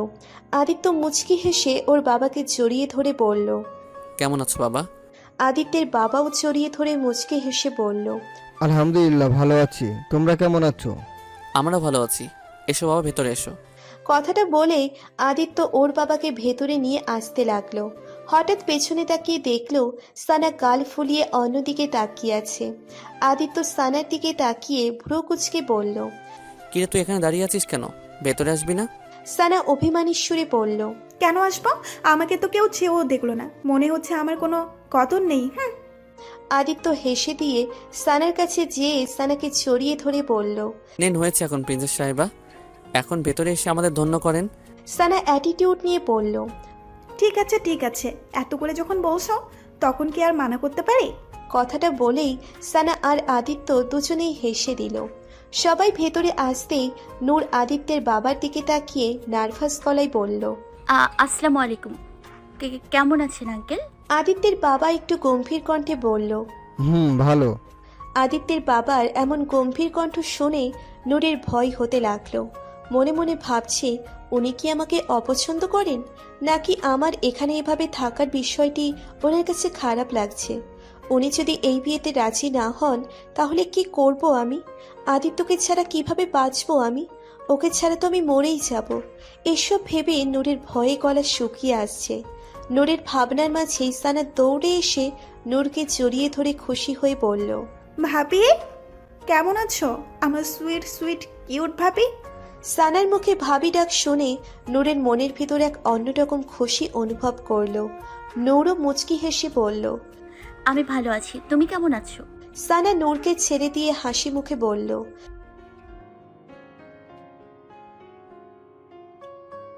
আদিত্য সানার দিকে তাকিয়ে বলল, হয়েছে, তোদের ভারত মিলাপ শেষ হলে এখন একটু বস। তারপর আদিত্য ওর বাবার দিকে তাকিয়ে বলল, বাবা তুমিও বসো না। আদিত্যের বাবা গম্ভীর কণ্ঠে বলে উঠল, আমি নূরের সাথে একটু কথা বলতে চাই। আমি উপরের রুমে যাচ্ছি, নূরকে উপরে দাও। আদিত্যের বাবার কথা শুনে নূরের হাত পা কাঁপাকাঁপি শুরু হয়ে গেছে। ভয়ে ঘাম ছুটে যাচ্ছে ওর। আদিত্য মাথা ঝাঁকিয়ে বলল। ঠিক আছে বাবা। আদিত্যের বাবা সিঁড়ি বেয়ে উপরে উঠে গেল। আদিত্য নূরের কাছে এসে নূরের হাত নিজের হাতের ভেতর নিয়ে নরম সুরে বলল। যাও, বাবা ডাকছে তোমাকে, কথা বলে এসো। নূর আদিত্যের দিকে তাকিয়ে কাঁদো কাঁদো সুরে বলল। আমার অনেক ভয় করছে, উনি যদি আমাকে পছন্দ না করেন। আর তাছাড়া আমার মতো পরিবার ছাড়া কোনো মেয়েকে উনি কেন কেউই পছন্দ করবে না। আদিত্য দুই হাতে নূরের মুখটা ধরে বলল। হুশ, একদম ফালতু কথা বলবে না। আমার নোট পাখিটা কারোর চেয়ে কোনো অংশে কম না, বরং সে সবচেয়ে বেস্ট, সবচেয়ে স্পেশাল। তাই তোমাকে কেউ অপছন্দ করতেই পারবে না। আর তাছাড়া বাবা ওইসব পুরান চিন্তাধারার লোক না। বাবা অনেক খোলা মনের মানুষ। তাই এসব চিন্তা বাদ দিয়ে হাসি মুখে বাবার কাছে যাও, কেমন? কথাটা বলে আদিত্য নূরের কপালে একটা চুমু দিয়ে দিল। সানা সেটা দেখে দুষ্টুমি করে এক হাত মুঠ করে মুখের সামনে নিয়ে মিথ্যে কাশি দেওয়ার ভান করে বলল। বাই দা মেঠোপথ, আমি কিন্তু এইখানেই আছি। না মানে তোমরা আবার ভুলে গেলে টেলে নাকি, তাই মনে করিয়ে দিলাম আর কি। সানার কথায় নূর লজ্জা পেয়ে গেল। আদিত্য সানার দিকে দুষ্টুমি করে বলল। সানা যেন বোকা বনে গেল। আদিত্যকে লজ্জায় ফেলতে গিয়ে নিজেই লজ্জায় পড়ে গেল। নূর আদিত্যের বাবার রুমের দরজার কাছে এসে দরজায় নক করলো। আদিত্যের বাবা ভেতর থেকে বলল। ভেতরে আসো। নূর দরজা খুলে ধীরে ধীরে ভেতরে ঢুকলো। আদিত্যের বাবা সোফায় বসে আছে। নূরের দিকে তাকিয়ে বলল। বসো এখানে। নূর মাথা ঝাঁকিয়ে সোফায় গিয়ে মাথা নিচু করে বসলো। আদিত্যের বাবা নূরের দিকে তাকিয়ে বলল। তুমি কি আদিত্যকে ভালোবাসো? নূর নিচের দিকে মাথা ঝাঁকিয়ে হ্যাঁ বোধক ইশারা করলো। আদিত্যের বাবা আবার বলে উঠল। তুমি কি জানো আমি যদি এই বিয়েতে রাজি না হই তাহলে আদিত্য কখনো তোমাকে বিয়ে করবে না? নূরের ভয়ে হাত পা কাঁপছে, তবুও মনের সাহস নিয়ে ঢোক গিলে বলে উঠল। জি জি জি জি জি জি জানি। আদিত্য আমাকে বলেছে আপনার মতামত এই বিয়েতে সবচেয়ে বেশি ইম্পর্ট্যান্ট। আর আমিও আদিত্যর সাথে একমত। আপনি যদি এই বিয়েতে রাজি না হন তাহলে আমি নিজেই আদিত্যর জীবন থেকে চলে যাব। কারণ আমি চাই না আমার জন্য আপনাদের বাবা ছেলের সম্পর্কে ফাটল ধরুক। এমনিতেই আদিত্য ওর মাকে হারিয়েছে। তারপর আপনিও যদি ওর থেকে দূরত্ব তৈরি করে নেন তাহলে আদিত্যর জীবন থেকে সব খুশি চলে যাবে। আর আমি সেটা কখনোই সহ্য করতে পারবো না। আমি ভালো করেই জানি বাবা থেকেও না থাকার কষ্টটা কত গভীর। তাই আপনি যদি আমাকে পছন্দ করেন সেটা শুধু আমাকেই বলুন।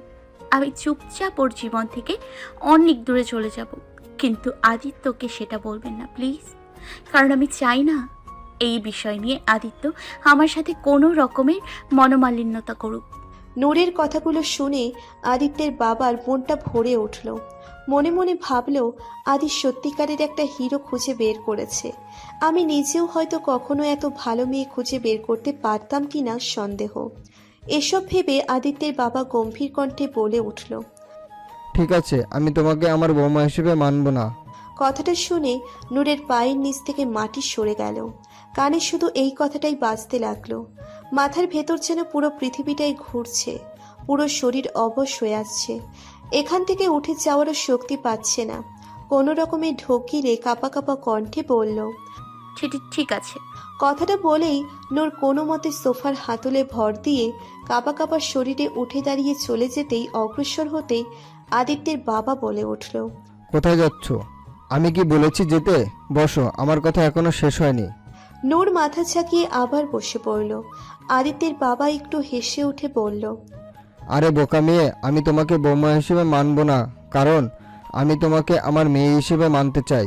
তুমি বৌমা হিসেবে না, তুমি আমার মেয়ে হয়ে আসবে আমাদের বাড়িতে। আদিত্যের বাবার কথায় নূর চমকে তাকালো আদিত্যের বাবার দিকে।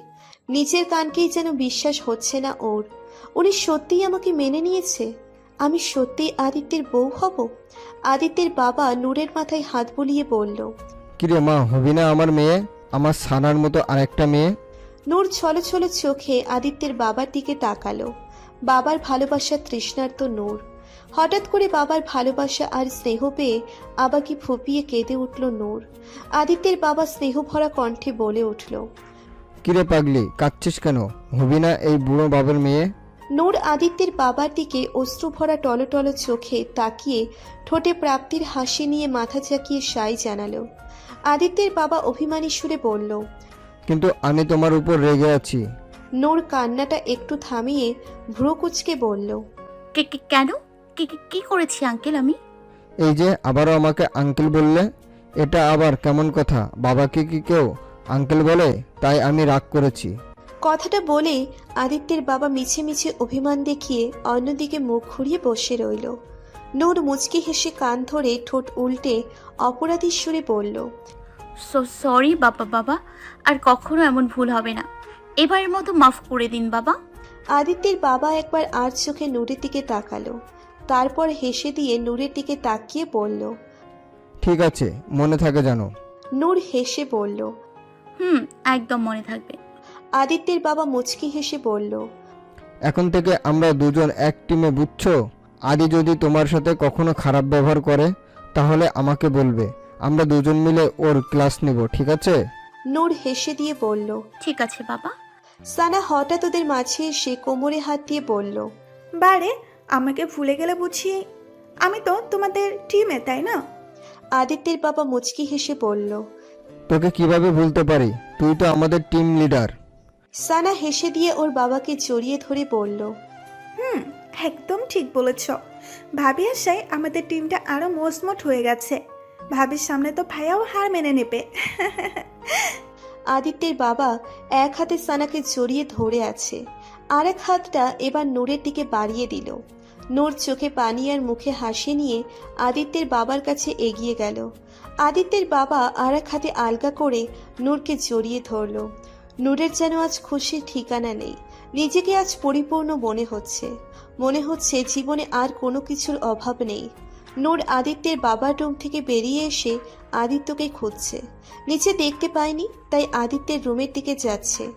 আদিত্যের রুমের দরজায় এসে দেখল আদিত্য রুমের ভেতরে উল্টো দিকে ঘুরে দাঁড়িয়ে কার সাথে যেন ফোনে কথা বলছে। নূর কোনো কিছু না ভেবে দৌড়ে যেয়ে পেছন থেকে আদিত্যকে জড়িয়ে ধরল। দুই হাতে পেছন থেকে আদিত্যের পেট শক্ত করে জড়িয়ে ধরে পিঠে মাথা রেখে ফুঁপিয়ে কেঁদে উঠল। আচমকা এমন হওয়ায় আদিত্য টাল সামলাতে না পেরে সামনের দিকে এক পা এগিয়ে গেল। নূরের এভাবে জড়িয়ে ধরায় আদিত্য অনেকটা অবাক হলো। নূরের কান্নার শব্দ শুনে আদিত্য ঘাবড়ে গেল। নিজের পেটের উপর থেকে নূরের হাত খুলে হাত ধরে নূরকে নিজের সামনে আনলো। সামনে আনতেই নূর আবারও সামনে থেকে আদিত্যকে জড়িয়ে ধরে বুকে মাথা রেখে কাঁদতে লাগলো। আদিত্য নূরের পিঠে হাত রেখে জড়িয়ে ধরে চিন্তিত স্বরে বলল। হেই প্রাণ পাখিটা, কি হয়েছে? কাঁদছো কেন? বলো আমাকে। নূর আদিত্যকে শক্ত করে জড়িয়ে ধরে শুধু কেঁদেই যাচ্ছে। কেঁদে কেঁদে আদিত্যের শার্ট ভিজিয়ে দিচ্ছে। আদিত্য এবার দুই হাত দিয়ে নূরের মুখটা ধরে উপরে তোলে, চোখের পানি মুছে দিয়ে মায়া ভরা কণ্ঠে বলল। কি হয়েছে প্রাণ পাখিটা, বলো না প্লিজ। কাঁদছো কেন? বাবা কিছু বলেছে তোমাকে? নূর টলটল চোখে আদিত্যের দিকে তাকিয়ে মাথা ঝাঁকালো। মানে হ্যাঁ। আদিত্য ভ্রু কুঁচকে বলল। কি বলেছে বাবা? নূর কাঁদো কাঁদো সুরে ফোপাতে ফোপাতে বলল। বাবা আমাকে বলেছেন আজ থেকে আমি তার মেয়ে।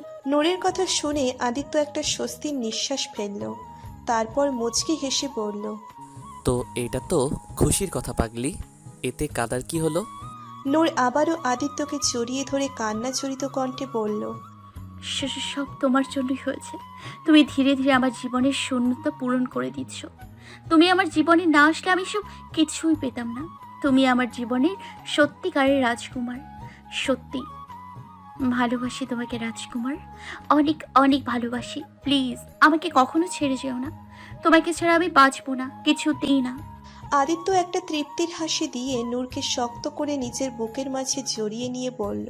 কোথায় যাব তোমাকে ছেড়ে? তুমি বিহীন যে আমিও নিঃস্ব। আর হ্যাঁ, আমার জন্য কিছুই হয়নি। তুমি এসব খুশি ডিজার্ভ করো, তাই পেয়েছো। বরং তুমি আমার জীবনে এসে আমার জীবনটা তোমার আলোয় আলোকিত করেছো, আমাকে নতুন করে বাঁচতে শিখিয়েছো, খুশিতে ভরিয়ে দিয়েছো আমার জীবনটা। তুমি আমার জীবনের সত্যিকারের নূর। আদিত্য 2 হাতে নূরের মুখটা ধরে উপরে তোলে, চোখের পানি মুছে দিয়ে কপালে চুমু দিয়ে বলল, এখন কান্নাটা বন্ধ করো প্লিজ। তোমাকে নিয়ে হয়ে গেছে এক যন্ত্রণা। দুঃখ পেলেও কাঁদো, আবার খুশি হলেও কাঁদো। একটুখানি হাসতেও তো পারো, তাই না? জানো, আমার প্রাণ পাখিটাকে হাসলে কত সুন্দর লাগে। আদিত্যের কথা শুনে নূর একটু লাজুক হাসল। আদিত্য মুচকি হেসে বলল, that's like my good girl. কথাটা বলে আদিত্য নূরকে আবার জড়িয়ে ধরল। কিছুক্ষণ পর আদিত্য বলল, আচ্ছা, আমাদের বিয়েটা কেমনভাবে চাও তুমি? বিয়ে নিয়ে তোমার কোনো ইচ্ছা থাকলে বলো আমাকে। নূর বলল, না, তেমন করে কিছু ভাবিনি। তোমার যেভাবে ইচ্ছে সেভাবেই করো। তবে আমার এই জায়গাটা খুব পছন্দ। তোমার কোনো সমস্যা না হলে আমরা আমাদের বিয়ের আয়োজনটা কি এখানে করতে পারি? আদিত্য নূরের মাথায় একটা চুমু দিয়ে বলল, কেন না, অবশ্যই পারি। আমার প্রাণ পাখিটা যা বলবে তাই হবে। আমাদের বিয়েটা এখানেই হবে, খুশি? নূর আদিত্যকে আরও গভীরভাবে জড়িয়ে ধরে বলল। অনেক খুশি। আদিত্য বলল, আচ্ছা চলো এখন নিচে যাই, লাঞ্চের সময় হয়ে এসেছে। নূর আদিত্যের বুক থেকে মাথা তুলে বলল, বাবা তোমাকে ডেকেছে, তোমার সাথে নাকি কথা আছে। আদিত্য মাথা ঝাঁকিয়ে বলল, ঠিক আছে চলো। কথাটা বলেই আদিত্য নূরের হাত ধরে রুম থেকে বেরিয়ে যেতে নিলেই নূর আদিত্যের হাত টেনে ধরে আদিত্যকে আটকালো। তারপর নিজের হাত উঁচু করে আঙ্গুল দিয়ে অন্যদিক ইশারা করে বলল, আদিত্য, ওখানে ওটা কি? নূরের কথা মতো আদিত্য নূরের হাত অনুসরণ করে নূর যেদিকে ইশারা করেছে সেদিকেই তাকালো। আদিত্য ওই দিকে তাকাতেই নূর ঝট করে আদিত্যের গালে একটা চুমু দিয়েই ভো দৌড় দিয়ে রুম থেকে বেরিয়ে গেল। নূরের কাছে আদিত্য ভ্যাবাচাকা খেয়ে গেল। গালে হাত দিয়ে মুচকি হাসলো আদিত্য। আদিত্য ওর বাবার রুমে দরজায় নক করে বলল, বাবা আসবো? হ্যাঁ আদি, আসো। আদিত্য ভেতরে ঢুকে ওর বাবার পাশে বেডের উপর বসে পড়ল। তুমি ডেকেছিলে বাবা, কিছু বলবে? হ্যাঁ, আসলে তোমাদের বিয়ের ব্যাপারে কথা বলতে চাইছিলাম। কোথায় কিভাবে করতে চাও? তোমাদের কোনো প্ল্যান আছে নাকি সেটাই জানতে চাচ্ছিলাম। আদিত্য মুচকি হেসে বলল, তেমন স্পেশাল কোনো প্ল্যান নেই, তবে নূরের এই জায়গাটা খুব পছন্দ, তাই আমাদের বিয়ের অনুষ্ঠানটা এখানেই করতে চাচ্ছিলাম। আর হ্যাঁ, বিয়েতে তেমন লোকজনের ভিড় করতে চাচ্ছি না, শুধু ক্লোজ ফ্রেন্ড আর পরিবারের লোকজন থাকবে। তোমাকে তো নূরের ফ্যামিলির কথা সবই বলেছি। আমি চাই না বিয়েতে লোকজন নূরের ফ্যামিলি নিয়ে কোনো কথা বলুক, এতে নূর অনেক কষ্ট পাবে। তাই বিয়েতে শুধু পরিবারের লোকজন ছাড়া অন্য কাউকে বলার দরকার নেই। দরকার হলে ঢাকায় গিয়ে বড় করে একটা রিসেপশন পার্টি দিলেই হবে, তখন আর তেমন সমস্যা হবে না। আদিত্যের বাবা মুচকি হেসে বলল, ভালো চিন্তা করেছো। ঠিক আছে, তুমি যেভাবে চাও সেভাবেই হবে। একটু পরে সবাই ডাইনিং টেবিলে এলো লাঞ্চ করতে। আদিত্যের বাবা বলে উঠল, সামনে শুক্রবারে বিয়ের দিন ধার্য করতে চাচ্ছি, কি বলো সবাই? নূর লজ্জায় মাথা নিচু করে লাজুক হাসল। মনে মনে যেন খুশির বন্যা বয়ে যাচ্ছে। আদিত্য মুচকি হেসে বলল, তুমি যেটা ভালো বোঝো বাবা। সানা খুশি হয়ে 2 হাত উঁচু করে বলল, ইয়েস, কি মজা! আর মাত্র 6 দিন পরেই বিয়ে। ইস, আমার যে কি খুশি লাগছে। তারপর আদিত্যের দিকে তাকিয়ে বলল, ভাইয়া, কাল থেকেই কিন্তু শপিং শুরু করতে হবে, বুঝেছো? আদিত্য মুচকি হেসে বলল, ঠিক আছে মেরিমা, কালই আমরা শপিংয়ে যাব।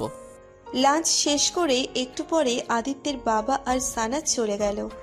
আদিত্য, নূর আর বাকি সবাই আজ এসেছে বসুন্ধরা সিটি শপিং মলে বিয়ের শপিং করতে। আদিত্যদের আসতে দেখে শপিং মলের ম্যানেজার দ্রুত ওদের কাছে এসে নম্র সুরে বললেন, আরে আদিত্য স্যার, আপনি আমাদের এখানে, বলুন আপনাদের কি সেবা করতে পারি?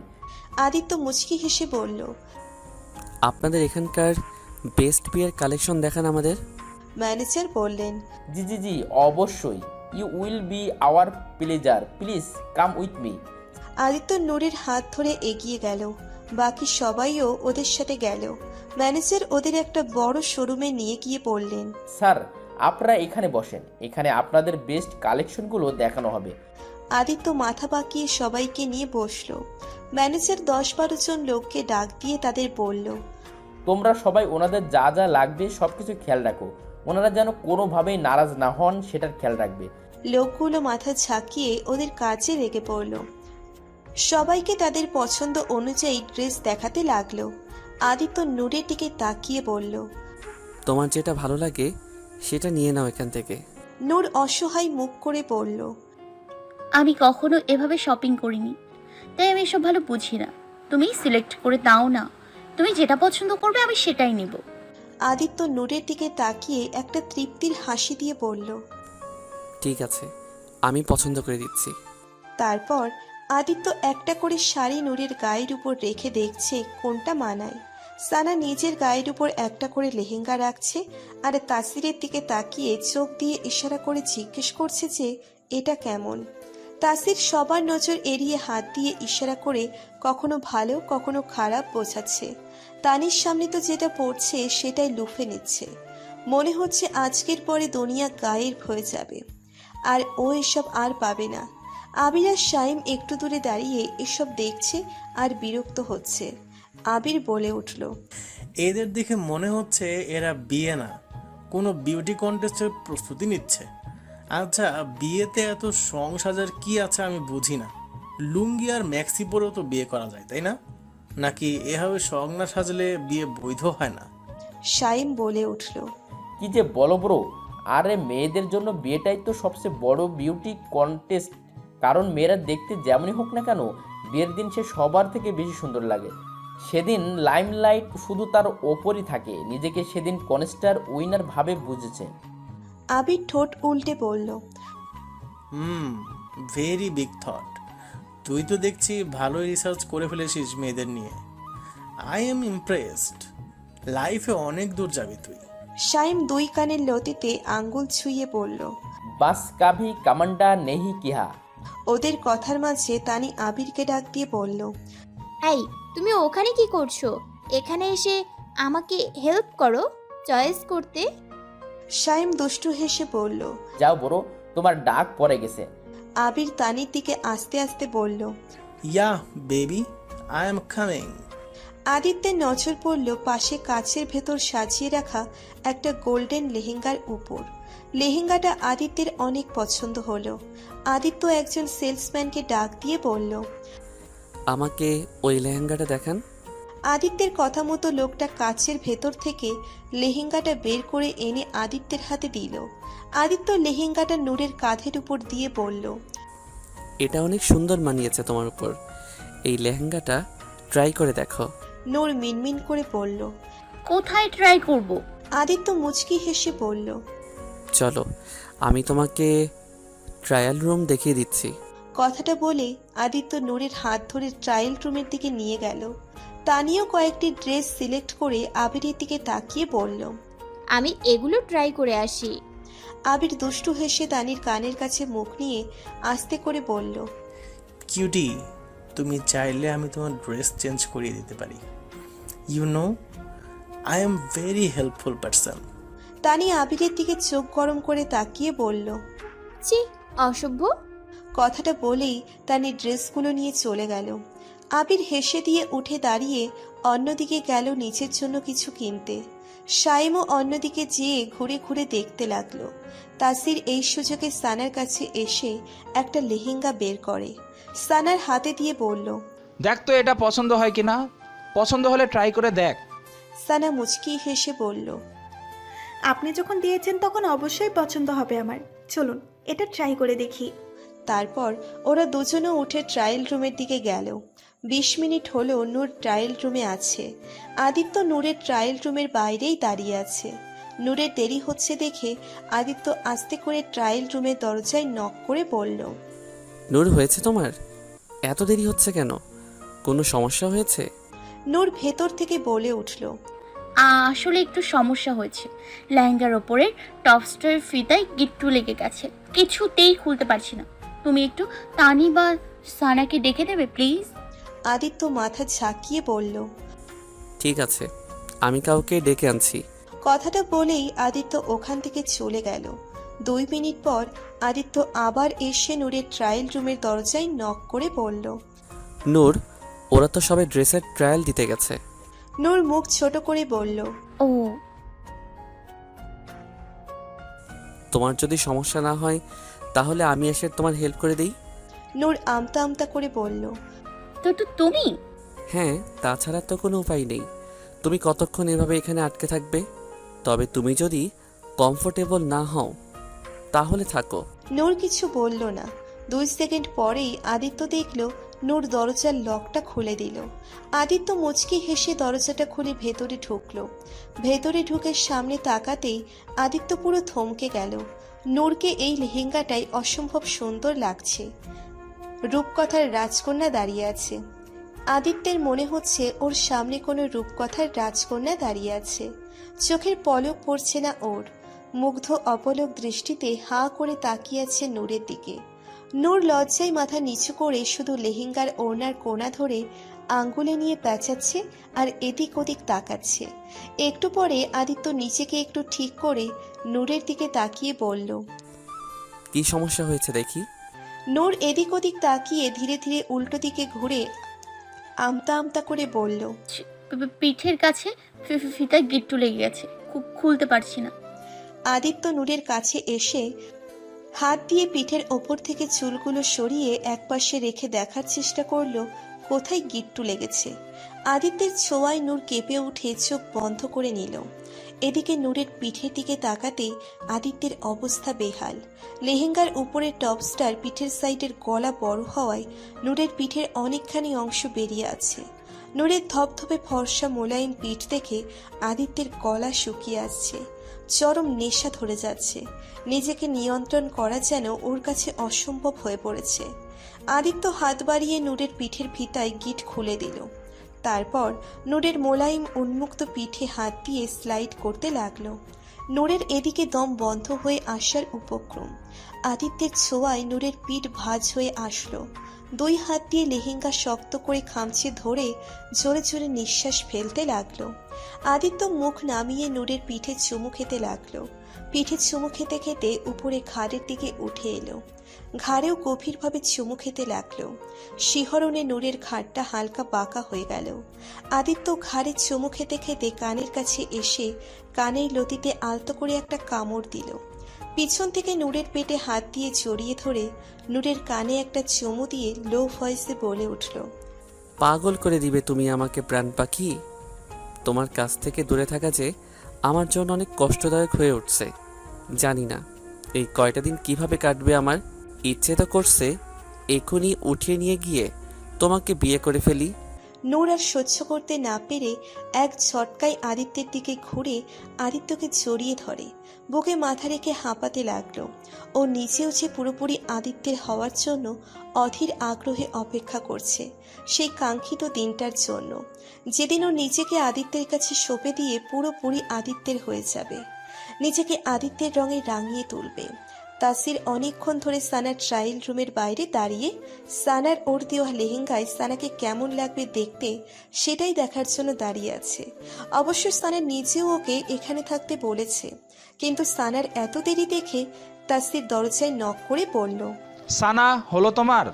আর কতক্ষণ দাঁড়িয়ে থাকবো? আমাকে এভাবে এখানে কেউ দেখে ফেললে সমস্যা হতে পারে।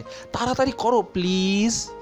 হঠাৎ দরজা খুলে সানা তাসিরের হাত ধরে হ্যাচকা টান দিয়ে ভেতরে নিয়ে দরজা বন্ধ করে দিল। সানার কাছে তাসির থতমত খেয়ে বলল, কি কি কি করছো সানা? কেউ দেখে ফেলে ঝামেলা হয়ে যাবে, আমাকে যেতে দাও প্লিজ। সানা একটা আবেদনময়ী হাসি দিয়ে 2 হাতে তাসিরের গলা জড়িয়ে ধরে বলল, আপনি এত বোরিং কেন বলুন তো? আমার ভাইয়াকে দেখুন কত রোমান্টিক সে। আপনি তো রোমান্সেরও জানেন না। আসলে আমার না ট্রায়াল রুমে রোমান্স করার অনেক শখ। আমি অনেক মুভিতে দেখেছি এটা, তাই আমি এখন রোমান্স করবো, বুঝেছেন? তাসির ঢোক গিলে বলল, দেখো কেউ চলে আসতে পারে, আমরা অন্য কোনো সময় না হয় রোমান্স করব, কেমন? তাসিরের এমন ভীতু চেহারা দেখে সানা হেসে উঠে তাসিরের গলা ছেড়ে দিয়ে বলল, আপনাকে এই ভীতু চেহারাই না অনেক কিউট লাগে। তাসির সানাকে দেওয়ালের সাথে আটকে দিয়ে বলল, তবে রে আমার সাথে মজা করা না, দাঁড়াও দেখাচ্ছি মজা। কথাটা বলেই তাসির সানার কোমরে হাত দিয়ে সুরসুরি দিতে লাগলো। সানা হাসতে হাসতে বলল, সরি আর করবো না, এবার ছেড়ে দিন প্লিজ। কাপড় চোপড় কেনা শেষে সবাই ফুড কর্নারে এসেছে খাওয়া দাওয়া করার জন্য। মেয়েরা সবাই বসেছে একপাশে আর ছেলেরা সব একপাশে। খাবার অর্ডার দিয়ে বসে আছে। তানির মাথায় হঠাৎ দুষ্টু বুদ্ধি এলো। তানি টেবিলের নিচ দিয়ে নিচের পা দিয়ে আবিরের পায়ে একটা খোঁচা দিল। খোঁচা দিয়ে আবিরের দিকে চাকিয়ে দেখলো তার কোনো রিয়াকশন নেই। কিন্তু হঠাৎ শাইম কাঁদতে শুরু করে দিল। তানি এবার একটু জোরেই খোঁচা মারল, কিন্তু তবুও আবিরের কোনো রিয়াকশন নেই। এদিকে শাইম লাফ দিয়ে উঠে তানির দিকে তাকিয়ে বলল, ভাবি, আপনি যে নাম্বারে ডায়াল করছেন সেটা রং নাম্বার। দয়া করে সঠিক নাম্বারে ডায়াল করুন, আর আমার পা জোড়াকে পঙ্গু করেন না প্লিজ। শাইমের কথায় সবাই হেসে দিল। আর তানি বেচারি পারছে না এখন মাটির ভিতরে ঢুকে যেতে। সবার সামনে এভাবে লজ্জায় পড়তে হলো। নূর হাসতে হাসতে হঠাৎ পাশে তাকাতেই খেয়াল করলো পাশের টেবিলের সব মেয়েগুলো আদিত্যের দিকে হা করে তাকিয়ে আছে, যেন চোখ দিয়ে গিলে খাবে। কেউ কেউ আদিত্যকে দেখছে আর নিজেদের ভেতর হাসাহাসি করছে, যেন এর আগে কখনো ছেলে মানুষ দেখেনি। এইসব দেখে নূরের প্রচুর রাগ লাগছে। ইচ্ছে করছে এখনই যে সব কয়টার চোখে কানা করে দিতে। কত বড় লুচ্চু মেয়েগুলো, কিভাবে অন্যের হবু বরের দিকে তাকিয়ে আছে। লজ্জা শরম যেন সব বাসায় রেখে এসেছে। নূরের কেন জানি আদিত্যের উপরও ভীষণ রাগ হচ্ছে। কি দরকার ছিল এত সুন্দর হওয়ার? একটু কম সুন্দর হলে তো মেয়েরা আর এভাবে পিছু লাগতো না। নূর আদিত্যের দিকে তাকিয়ে দেখলো আদিত্য অ্যাটিটিউডের সাথে কার সাথে যেন কথা বলছে। আজ আদিত্যকে একটু বেশি হ্যান্ডসাম লাগছে। নূর মনে মনে বলল, ওনাকে তো দেখে কত সেজেগুজে এসেছে, মনে হচ্ছে শপিং এ না কোনো র্যাম্প শোতে মডেলিং করতে এসেছে। নূরের ভাবনার মাঝেই খাবার চলে এলো। সবাই খাচ্ছে, কিন্তু নূর না খেয়ে গাল ফুলিয়ে বসে আছে। আদিত্য নূরের দিকে তাকিয়ে বলল, কি হলো, তুমি খাচ্ছ না কেন? খাবার পছন্দ হয়নি? অন্য কিছু অর্ডার করব তোমার জন্য? নূর গাল ফুলিয়ে বলল, খাবো না আমি, আমার খিদে নেই। আদিত্য ভ্রু কুঁচকে বলল, খাবে না মানে? তুমি সেই সকালে ব্রেকফাস্ট করেছো, তারপর আর কিছুই খাওনি। দেখো, তোমাকে আমি আগেই বলেছি খাবার নিয়ে অনিয়ম কিন্তু আমি একদম মেনে নিব না, তাই কথা না বাড়িয়ে তাড়াতাড়ি খেয়ে নাও। নূর একবার মেয়েগুলোর দিকে তাকিয়ে আবার আদিত্যের দিকে তাকিয়ে কড়া গলায় বলল, বললাম না আমার খিদে নেই, আমি খাবো না, তোমরা খেয়ে নাও, আমাকে নিয়ে ভাবতে হবে না। নূরের কথায় আদিত্য একটু অবাক হলো, মনে মনে ভাবল, এর আবার কি হলো হঠাৎ করে? তানি নূরের ব্যাপারটা ঠিকই বুঝতে পেরেছে, কারণ ও নিজেও খেয়াল করেছে পাশের মেয়েগুলো ড্যাব ড্যাব করে আদিত্যের দিকে তাকিয়ে আছে। তানি সানার কানের কাছে মুখ নিয়ে নূরকে শুনিয়ে বলল, তুমি কি কোথাও কিছু পোড়ার গন্ধ পাচ্ছ? সানা ভ্রু কুঁচকে বলল, মানে? তানি সানাকে চোখের ইশারায় মেয়েগুলোকে দেখিয়ে ব্যাপারটা বোঝালো। সানা বুঝতে পেরে দুষ্টু হেসে বলল, হ্যাঁ ঠিক বলেছ, এখানকার পরিবেশ কেমন যেন গরম গরম লাগছে।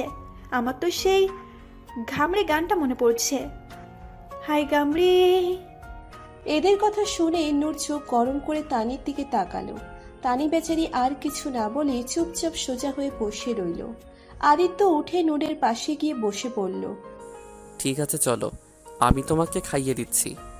কথাটা বলে আদিত্য নূরের প্লেট থেকে চামচে করে খাবার নিয়ে নূরের মুখের সামনে ধরল। নূর একবার আর চোখে মেয়েগুলোর দিকে তাকিয়ে দেখলো মেয়েগুলো অবাক হয়ে তাকিয়ে আছে, যেন ওরা নিজের চোখকেই বিশ্বাস করতে পারছে না যে সাদমান শাহরিয়ার আদিত্য কোনো মেয়েকে নিজের হাতে খাইয়ে দিচ্ছে। নূর ওদের এমন অবস্থা দেখে বাঁকা হেসে আদিত্যের হাতে থাকা খাবার মুখে নিল। তারপর আদিত্যের হাতেই খাবার খেতে লাগলো। তানি আর সানা দুই গালে হাত দিয়ে বলল, আও। নূর ওদের কথায় লজ্জা পেয়ে লাজুক হাসলো, আর আদিত্য মুচকি হাসলো। আবির বলে উঠল, বাস কর ভাই, তোদের এত প্যার দেখে আমার আবার ডায়াবেটিস না হয়ে যায়। শাইম আফসোসের সুরে বলে উঠল, ব্রো, তোমার তাও গার্লফ্রেন্ড আছে, একবার তো এই অধমের কথা ভাবো। আমার মতো ব্যাচেলার একটা ছেলের সামনে এভাবে তোমরা খুল্লা পেয়ার করলে অনেক কষ্ট হয় ব্রো। ওদের কথায় সবাই হেসে দিল।